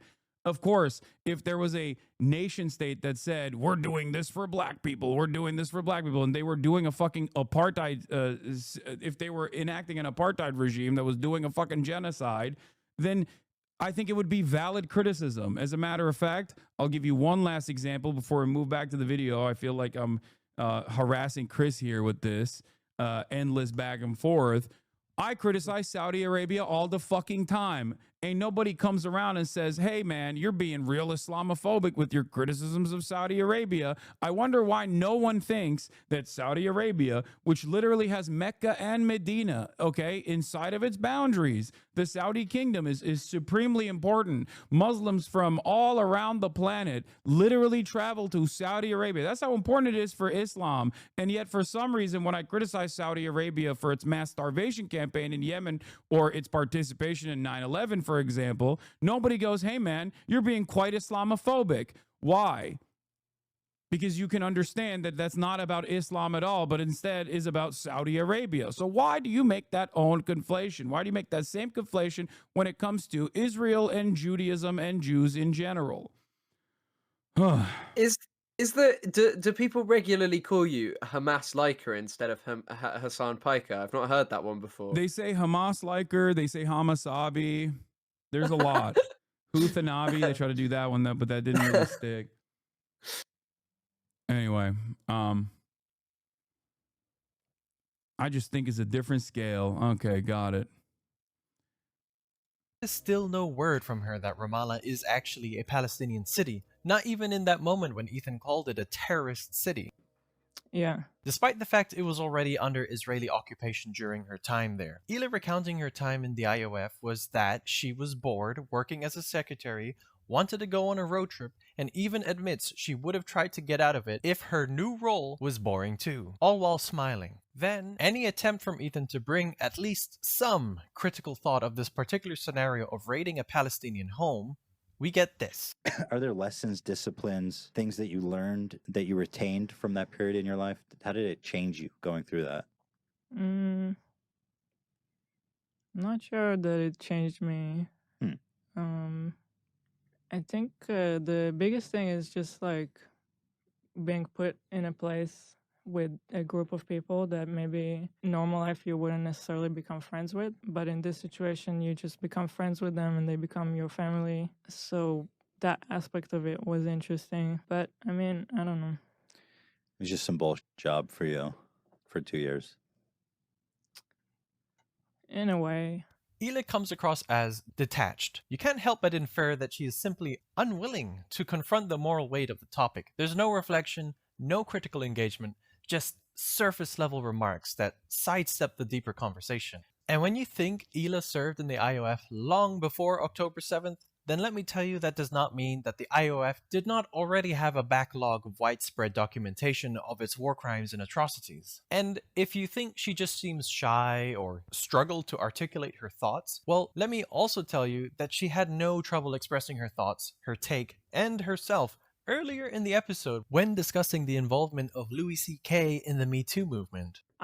I felt really sad, like yesterday, especially when the whole story officially came out. For some reason, with someone like Harvey Weinstein, I don't care as much. It's sad in a different way, just sad that it happens. But with Louis, I kind of feel like he died yesterday. He said in his apology, he justified it by saying, well, I asked girls first if I could show them my dick. Yeah. But he acknowledges, like, the situation is much more complicated than that. Yeah. So even if you say yes at the moment, as the lady, even if she said yes at the moment, I think the situation is so surreal. You're like with one of your idols. Right. And you're thinking at the moment, this is weird, but I don't know what to do. So you say yes, but later not you even expect. Like, she's clearly not an unempathetic person. You know what I mean? Like, she clearly is capable of demonstrating empathy. This example, in my opinion, showcases that, where she recognizes the importance of consent and that consent can be revoked, and also that the improper power dynamic between a fan and a person that they've like idolized. There's a lot of nuance in this situation for both the perpetrator and plenty of empathy for the victim. And yet, it's, I don't know, it's just like there is none of that for Palestinians, Palestinian women, Palestinian men, Palestinian children. Him to necessarily even you think strip maybe he's naked. kidding or something. Yeah. But later you can think about it and be like, that was really fucked up. Or how she views American students protesting against the Israeli government. Talk about someone who's going to UC Berkeley, paid by their parents $200,000 tuition on campus protesting Israel. Do you find that ironic? I do. When I lived in Israel, I used to criticize Israel a lot. Yeah, like, me too, as an actually. Israeli, Yeah. and the army and a lot of stuff. But when we moved here and I started to go on Reddit and stuff like that, and just being more aware of like the online criticism and there's It's not just online, but it's not just general. online. Yeah. Yeah, I just became more aware of like the criticism here of Israel. Yeah, apartheid and state in occupation, general illegal around the world. settlements. And it's really, I personally think it's so ironic.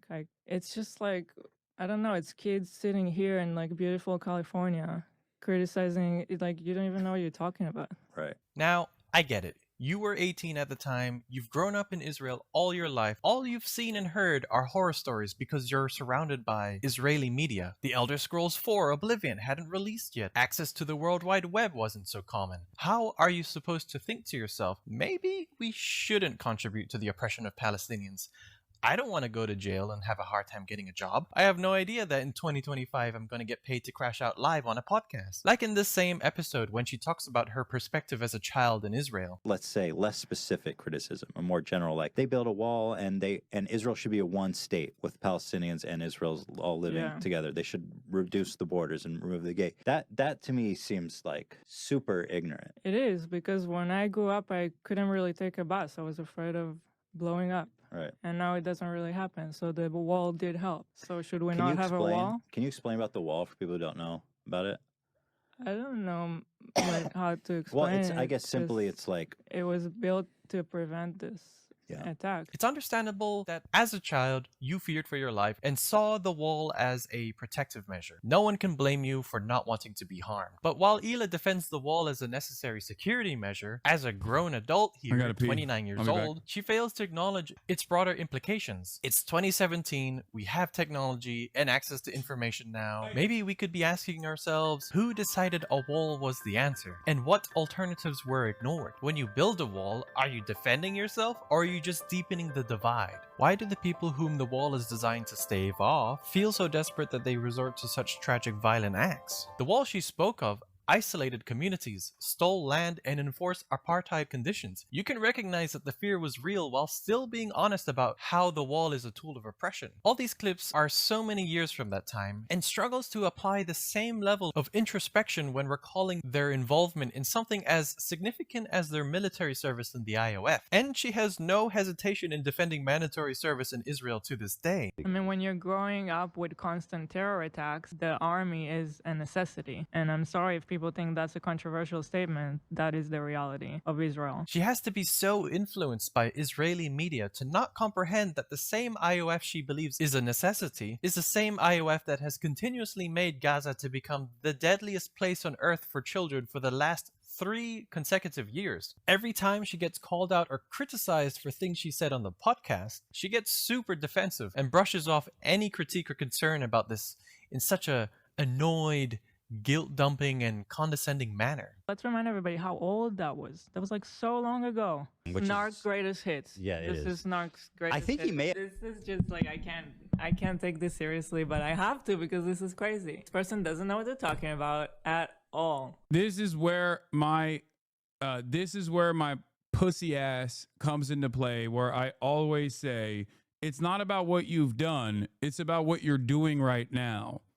Because I, once again, would be deeply hypocritical living in the United States of America, also a country that was built off of settler colonial violence, indigenous genocide.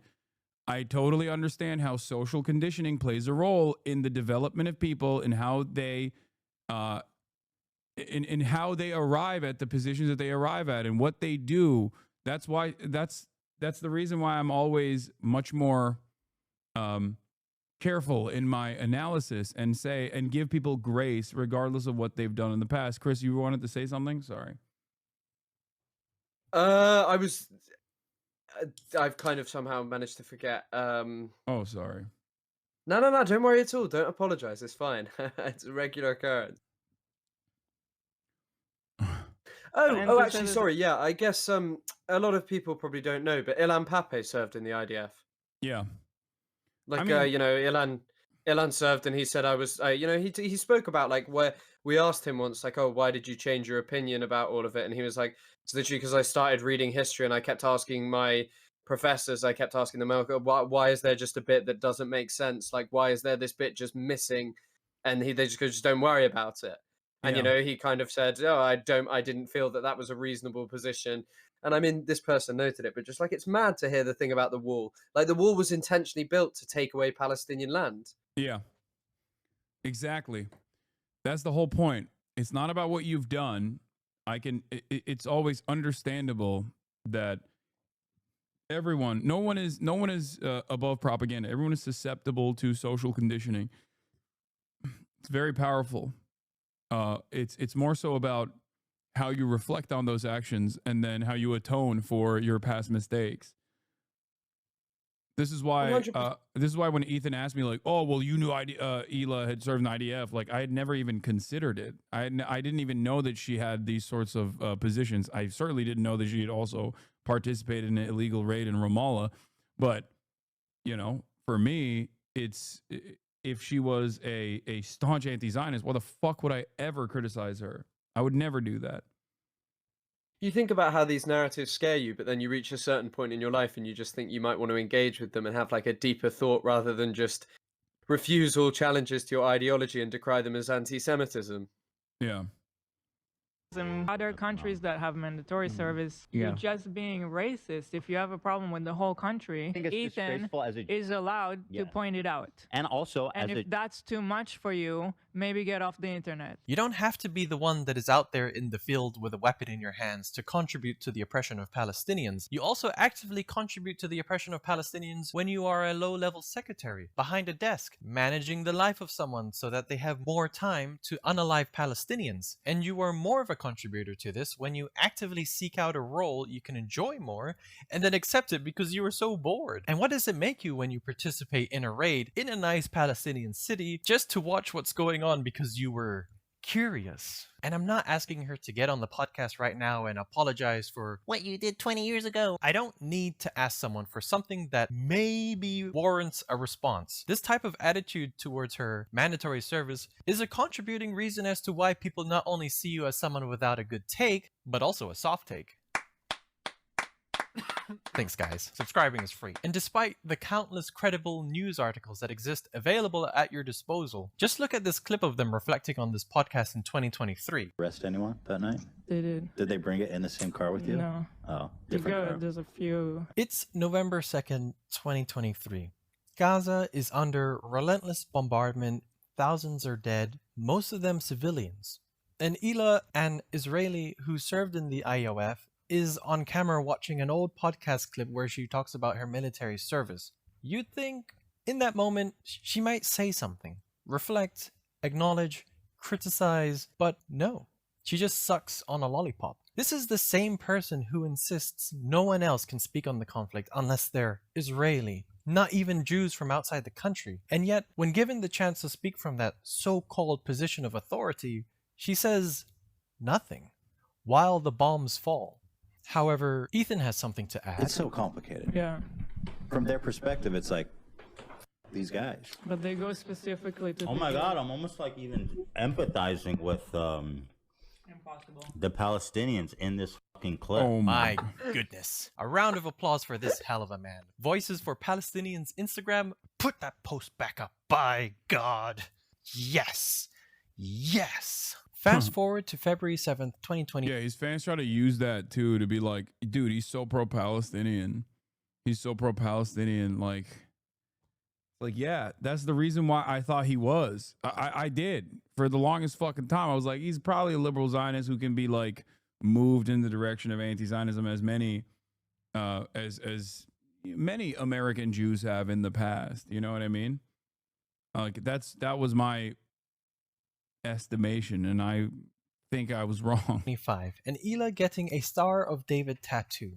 Ethan says she's embracing her identity. Sure, that's one way to look at it. Although I must say that this pose with this tattoo could leave some people to wonder what's happening here. And when the backlash rolls in, with people calling her out for the tattoo, some even comparing it to a swastika, she's suddenly ready to speak. She's not silent then. She's fully here to talk about the anti-Semitism she faces and call people out. But where was this voice when the hard questions about Israel's actions were on the table? Where was the voice when it was time to acknowledge the responsibility tied to her identity? When watching this, it left me with a weird aftertaste. When she watches Hasan use the word genocide in regards to Israel's actions, Oh, it's not a war zone, so we can't say that it's a war zone? That's not woke enough? she gets snarky and defensive. The crickets are still cricketing about her lack of public criticism in regards of almost everything Israel does. But when it's time to defend her right to wear a symbol that, let's be honest, not only represents Judaism but also Israel, she's loud. She got the words to speak up. But when it's time to speak out about the actions of her country, the silence is deafening.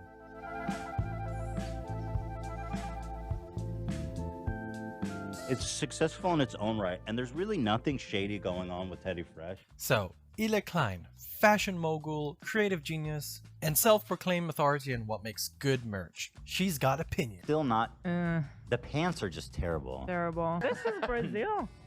What? My goodness. Why are they not more swag? And especially when it comes to Hasan Piker's merch. Wait, so why is he dressed like that? Let me see this one with the sword. Oh my god. Yeah, bro, what are you doing with the sword there, bud? What year is it? What does the shirt Is this say? fucking Narrative overcomes truth. Oh my god. The art kinda is cool. Hasan sitting on his computer reading chat. I like the art on all of Yeah, it. I have no agree that the problem with captions make art. it kind of. It's the concept. Yeah, the I- art- I have no problem with the art at all. In her eyes, his For the record, Union made, American made, ideology.shop. And also, every single drop that I do is surrounding a specific political issue that is like breaking my brain. And the last one was about misinformation. That's why I say it's some of the things that I say regularly, like narrative overcomes truth. You know, if you guys wanted to know. But it is pretty funny that they're shitting on my merch. You know, I'm not going to say nothing. Like, there's some pieces that I used to wear and actually did enjoy wearing, and some that wasn't so great. Okay, that was what really pissed off Ethan. I wore the Kai baby tee yesterday, and the lady at Sephora loved it and my outfit. Hell yeah, UB. His photo shoot is cringe and themeless. For someone that is the creative force behind Teddy Fresh and seemingly wants to be a fashion mogul, you don't have to like Hasan to understand there is a deliberate and recognizable theme here. Aestheticized political rebellion through modern streetwear with a mall ninja vibe leaning into satire. Is it so hard to recognize that? Now, I'm not saying this because I'm upset that someone said mean things about his merch. This is just a great example of how personal bias can make someone look like a huge hypocrite. Because if you're going to critique someone else's brand, your own better be good. And that brings us to Teddy Fresh. Oh God, is this guy gonna rip into Teddy Fresh? Uh-oh. How what does how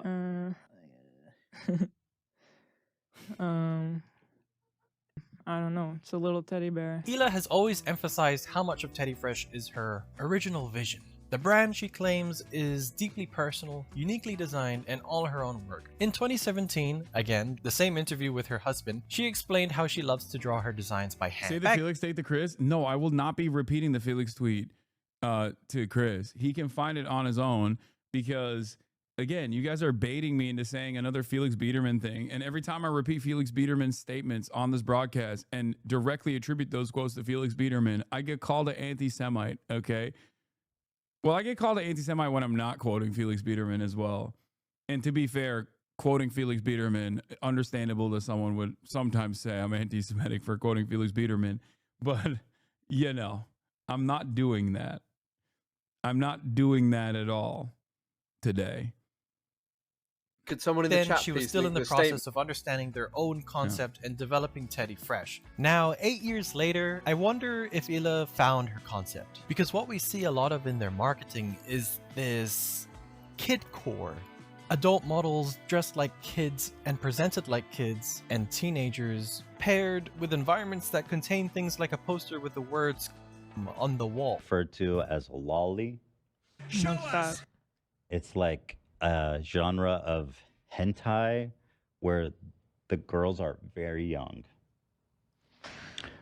And it's interesting to see her reaction to this because her own brand's marketing sometimes leans into aesthetics that aren't, of course, the same thing, but kind of in the same neighborhood. And I can't believe I'm about to say this, but like on the aesthetic front, I don't, you know, it's not my cup of tea, but I think this is a little bit of a stretch. Okay. And this has nothing to do with like Hila Klein and her activities in fucking, like, it's just, I think it's you know, it's a little bit of a stretch. It's a personal, like there is clearly some kind of artistic vision here. Okay. It's not for me. I don't really care. I feel like, I mean, this video was so good for 59 minutes. You know what I mean? Where he was like diving into, where he was diving into like serious historical reference points and describing what she was doing as like being pro-Israel and why people can arrive at that position. This part I don't really care about that much. And those themes paired with featuring young children, also with their faces unblurred, is undoubtedly critical. I just want to say that this is quite irresponsible and that if the issue is about how people present their merch, then Teddy Fresh needs to take a look into a mirror. Now let's talk a little bit of Control-C, Control-V. There have been a few instances where Teddy Fresh had been accused of dipping a little too deep into the honey jar of inspiration from fellow designers. Some might even say they snorkeled. Now, I just want to be clear that I am not accusing Teddy Fresh and the people behind it of stealing designs. I just want to point out some similarities here. The teddy bear X-ray long sleeve tee from 2021 is particularly interesting because two parts might appear as quite similar to two separate designs. This is a long sleeve tee from Philip Klein. It looks like the body was... Oh no. Ew, Philip Klein. Oh my God. Chris, I don't know if you're a big fashion guy, but I always joke about how the only people that wear Philip Klein are like cryptocurrency sharks and pedophiles that live in the state of Florida. This is nothing to do with Teddy Fresh. I'm just shitting on Philip Klein for the record, because it is, oh my lord, it is like the ugliest shit. It is the Richard Mille of brands. What Richard Mille is to watches, which I also don't like, and maybe a lot of the big face enjoyers are gonna fucking get mad at me for that. But Philip Klein, as someone who enjoys the art of fashion, I can't stand Philip Klein. Yeah, I don't think I've ever even heard of Philip Klein. I'm, as you can tell, a bit of an unfashionable character. I'm wearing a t-shirt. Look at that skeleton rainbow Philip Klein. Exactly the type of shit that I despise with Richard Mille.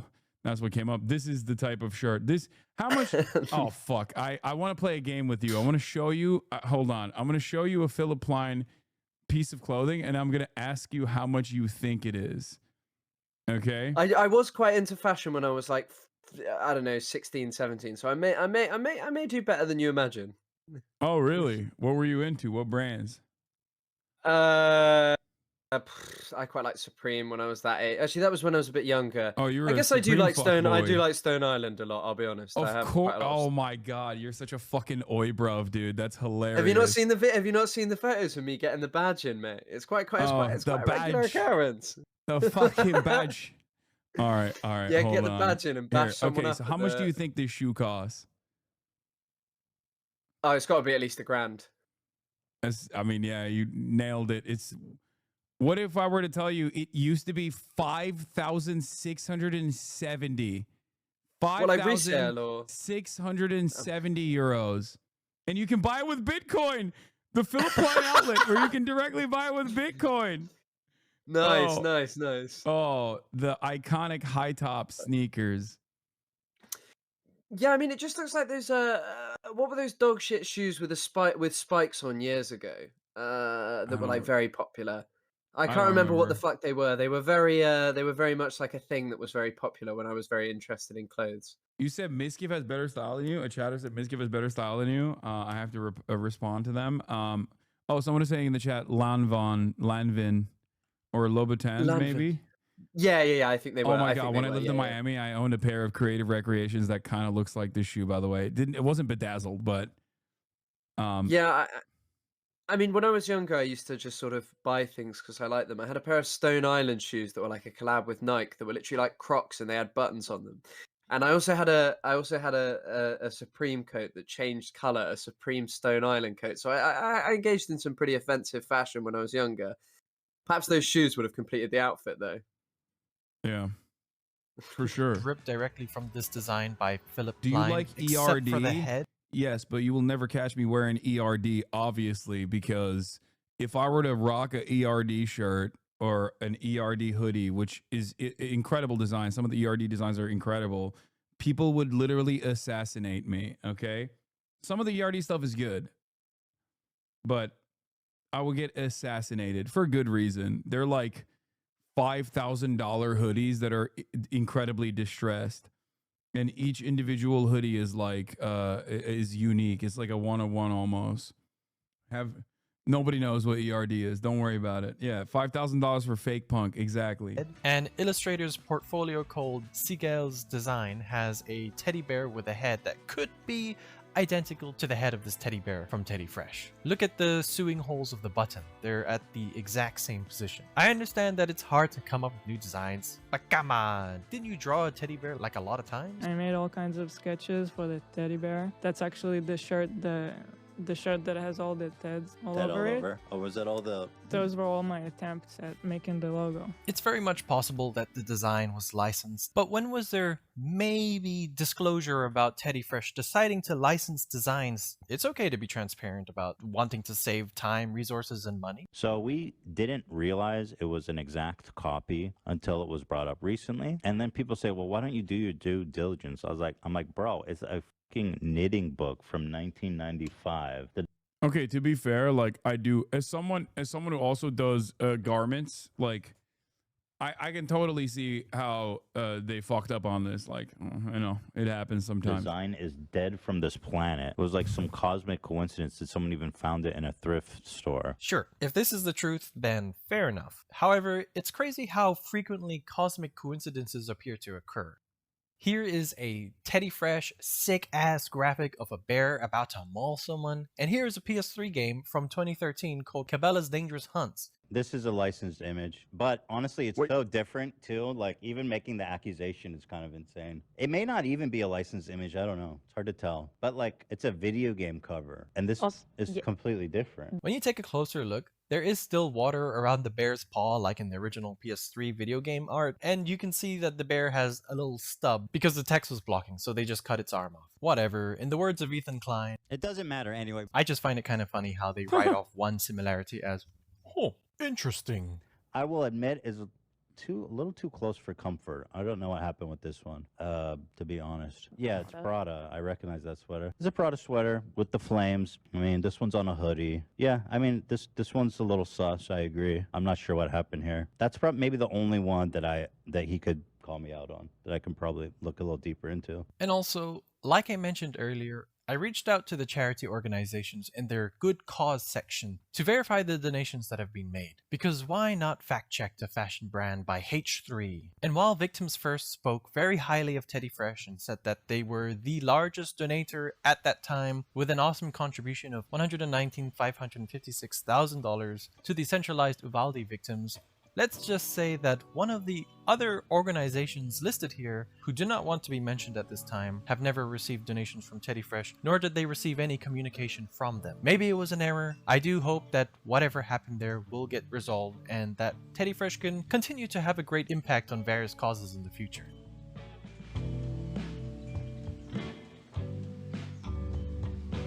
By the way, she goes, Ethan needs to be criticized for being pro-Israel, and also Hila said bad crazy stuff. Okay, well, clearly you're going to have evidence to support that, right? Absolutely. Please fasten your seatbelts, stow your disbelief, and prepare for a smooth descent into some absolutely wild podcast commentary. Here, Hila and Ethan are reacting to iDubbbz's Content Cop video.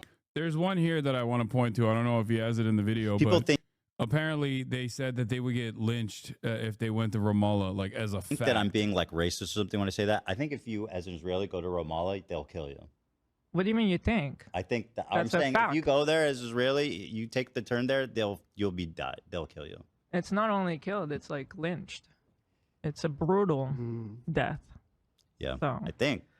A brutal death, as opposed to different kinds of death that are not as brutal as a lynching, I think. It's also run by the Palestinian Authority. Like, it's just not going to happen. Contextualizes his wife's background, half Lebanese, half Irish, pointing out that historically her people were on the receiving end of colonial violence. Lisa is half Lebanese and half Irish. Oh, wow. Yeah, we know. For anyone unfamiliar, the Irish have been on the receiving end of a lot of oppression and genocide. On the part of the Lebanese, they've received a lot of oppression and attacks from the IDF. So Anissa is very well familiar. Sir, do you happen to know of any violence perhaps coming towards Israel, where Hila grew up? Perhaps from Lebanon, Hezbollah, perhaps? Does that ring a bell to you, you dumb, ignorant f***? How dare you attempt to lecture? It's kind of funny because like a couple days after this clip, he literally, or a week after this clip, he's telling me that Hezbollah's inception was a noble one. Like, his positions swing wildly from one pole to the next. You know, one day it's like it's a war, next day it's a genocide. One day, one day. Wait, Ethan is posting IG stories about a Daily Caller article on you right now? Daily Caller? The Daily Caller? Tucker Carlson's operation? The Daily Caller literally had numerous editors that were outed as white supremacists that had to be fucking fired and disgraced because they were straight up posting on fucking white supremacist websites. Like anti-Semitic white supremacist websites. Ethan purposely cropped out the Daily Call. Oh my God. As Dems wrestle with anti-Semitism crisis, media tries to elevate terrorist sympathizing extremist face of the party. Where is this from? Not from AOL, of course. It's actually from the Daily Caller. But because he doesn't want his audience to know it's from the Daily Caller, because that would call into question his, constant defense against anti-Semitism, he cropped it out to make it seem like it was a reputable outlet that said Dems are wrestling with the anti-Semitism crisis as the media tries to elevate.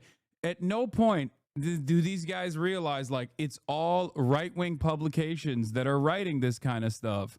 I wonder why it's all right-wing publications that write this kind of stuff, you know? Wait, you're muted. Is it even cropped, or is how's that been done? How's it been cropped in such a way? I think if you're on your phone and you scroll down, the AOL banner probably like cuts it or something. I don't know. It's condensed. Yeah. Yeah, they got every broken clock. Yeah, it's like, hey, if you constantly say, well, a broken clock is right twice a day, and you just keep finding all these broken clocks, maybe your clock is broken. You know what I mean? Maybe you're the broken clock. Maybe you have actually switched teams without even realizing. Me on this conflict. Familiar with the propaganda and the coming out of Israel. Choosing now, out of all the times, to be like, please defend me. No, we're not going to fucking defend Okay, you. so this is very interesting. He says on the day that CPS was called and we're understandable. Wow, and he also then shared Sam Cedar being criticized by the Daily Caller. The Daily Caller criticizes Sam Cedar. Ethan sides with the Daily Caller over Sam Cedar. What does this mean?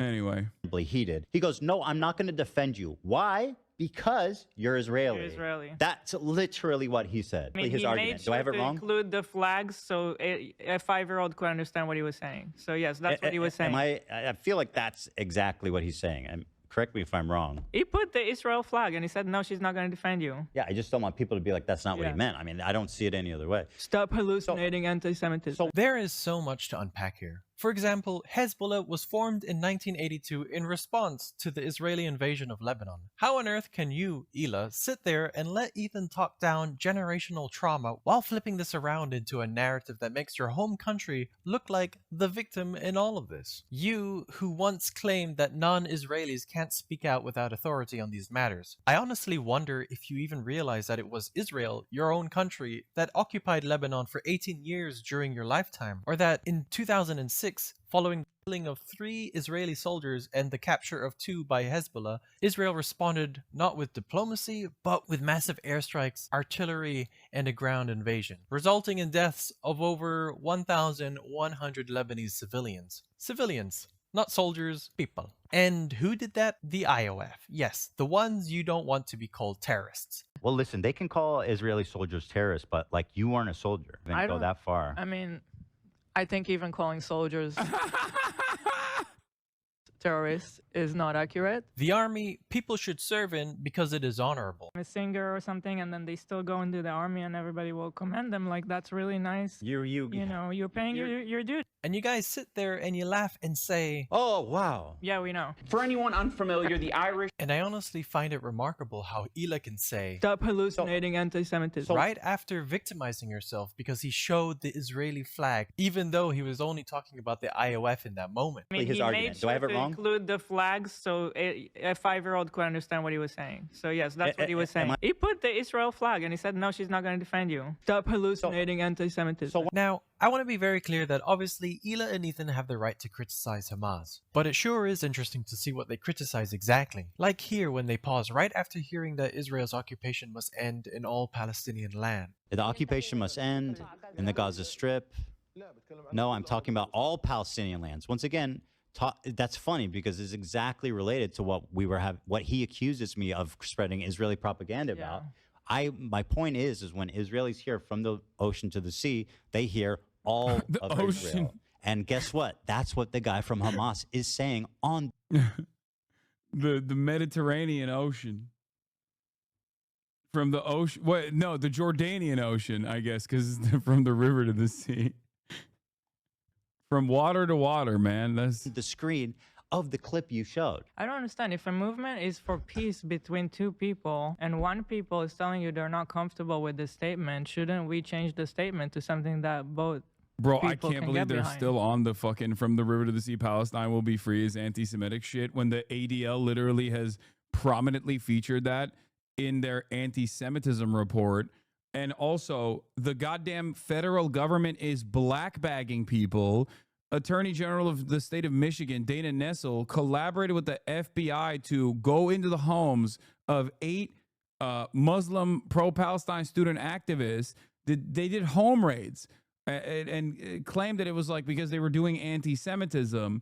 And it's so fucking funny to me that these guys are like, yeah, we're pro-Palestine, by the way, but also we are totally aligned with the Trump administration on how damaging this this statement is, like this emancipatory slogan is.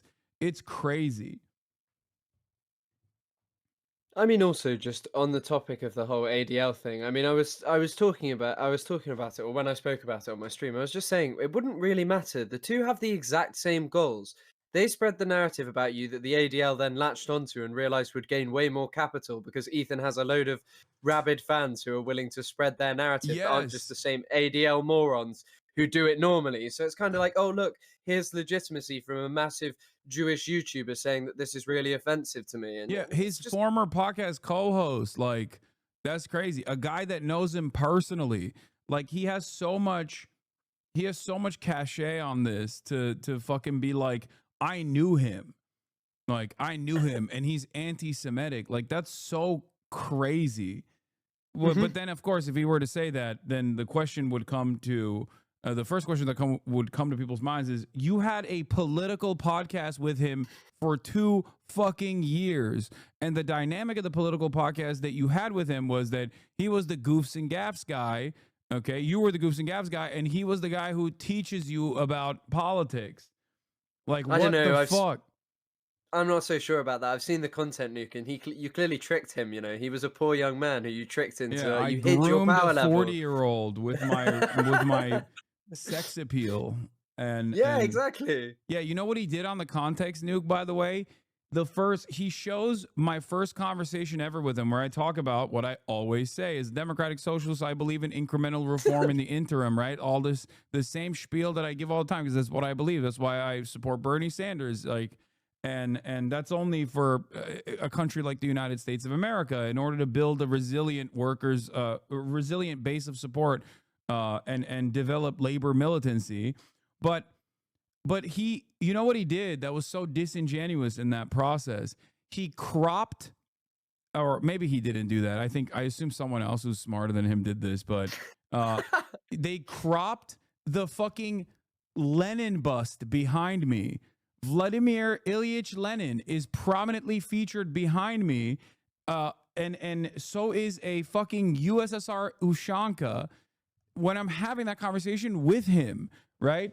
When I'm talking about how, like, you know, this is not enough. Like, it's obviously it's not, you know, the end all be all, but like social democracy in the interim is like perfectly permissible for and still considered radical politics in America. And he basically, someone framed it so that you couldn't see all the fucking communist iconography behind me so that he could make a better argument that I was tricking him, because I feel like even the dumbest person would have looked at that if they showed the full frame of that podcast and went, what the fuck are you saying? He has a USSR Ushanka behind him. Yeah, I mean, it's all a very interesting narrative, you know, that you are and aren't anti-Semitic, that he was tricked by you as, you know, a man who's like lived his entire life. He's lived in multiple different countries as well. He lived in Israel, for fuck's sake. Surely you must have some understanding of politics, you know? And yeah, the whole narrative is, oh, I didn't know I was tricked by this man. No, because they'll say, well, people will say that Israel's the aggressor, so they shouldn't have to adjust anything. Yeah, but that's like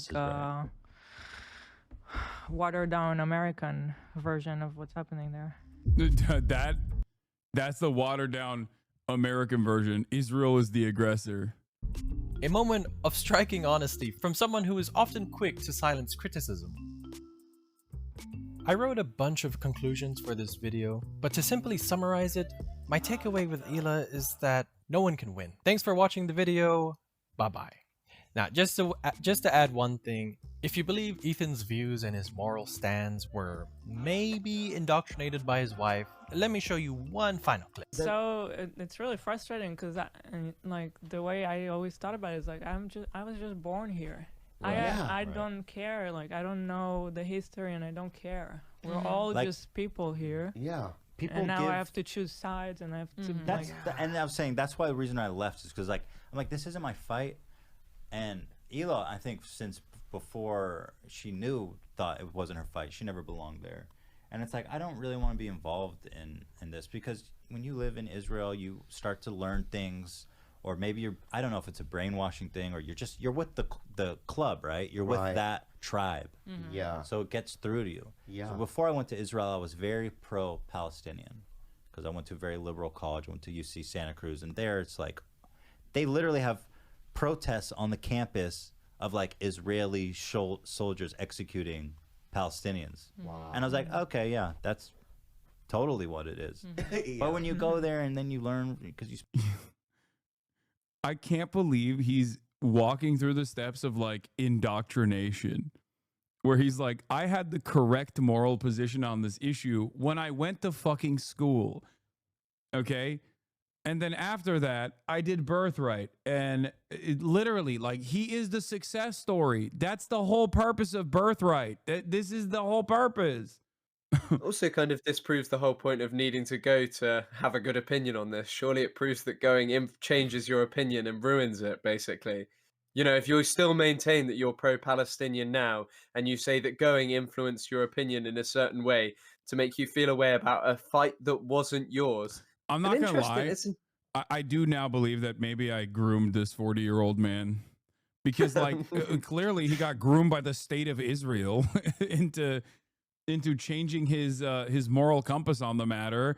And seemingly he did that when he wasn't so young either. He was like, what, 25? I don't know when he went, but he seems like he's a very he seems like he's susceptible to social conditioning. Like yeah, that. from stupid sexy IDF to stupid sexy Hasan. It's quite the trajectory, you know. Yeah. He's just impressionable. Maybe that's what it is. spend time with that tribe and you understand all their talking points and it's just so confusing, dude. I do wonder what happened down the line. Oh, he's in 19. Guys, That's but when he went. Thanks for watching the video. Bye-bye. All right, that was a great video from. We're not gonna watch this right now. Jesus Christ! But that was a great video called Hey guys, "Selective Outrage." The silent podcaster Hila Klein from the Soft Take. They've done. I think I watched another one of their videos. That was a kind of a banger. But thank you, Chris Kunzler. Where can people find you? Sorry, TikTok, YouTube, or Instagram. All of them are just my name. Thank you very much for having me on, Hasan. Just want to give a shout out to the Qatari government for making all of this possible, paying us to spread pro-Palestine propaganda. Yeah, you exactly. Yeah, so thank you very much, and have a good rest of the stream. I think he unironically made those inferences as well. I've been like that's another. It wouldn't surprise me. Well, I don't know if he actually did or not, but yeah, you know, it's TikTok. He's on TikTok. You stream on YouTube as well, right? A little bit. We'll see how that is. I'm planning on making more videos, especially in the coming weeks. So yeah, just YouTube's the sort of platform that I'm on most, but at the moment. But yeah, TikTok as well as the main one, really. All right, perfect. Thank you very much. See you later, Hasan. Thanks, Chris Kunzler, everybody. That was great. Why would he need to stream if Qatar pays for all expenses? He didn't say they pay a lot. But yeah, he was great. He was fantastic.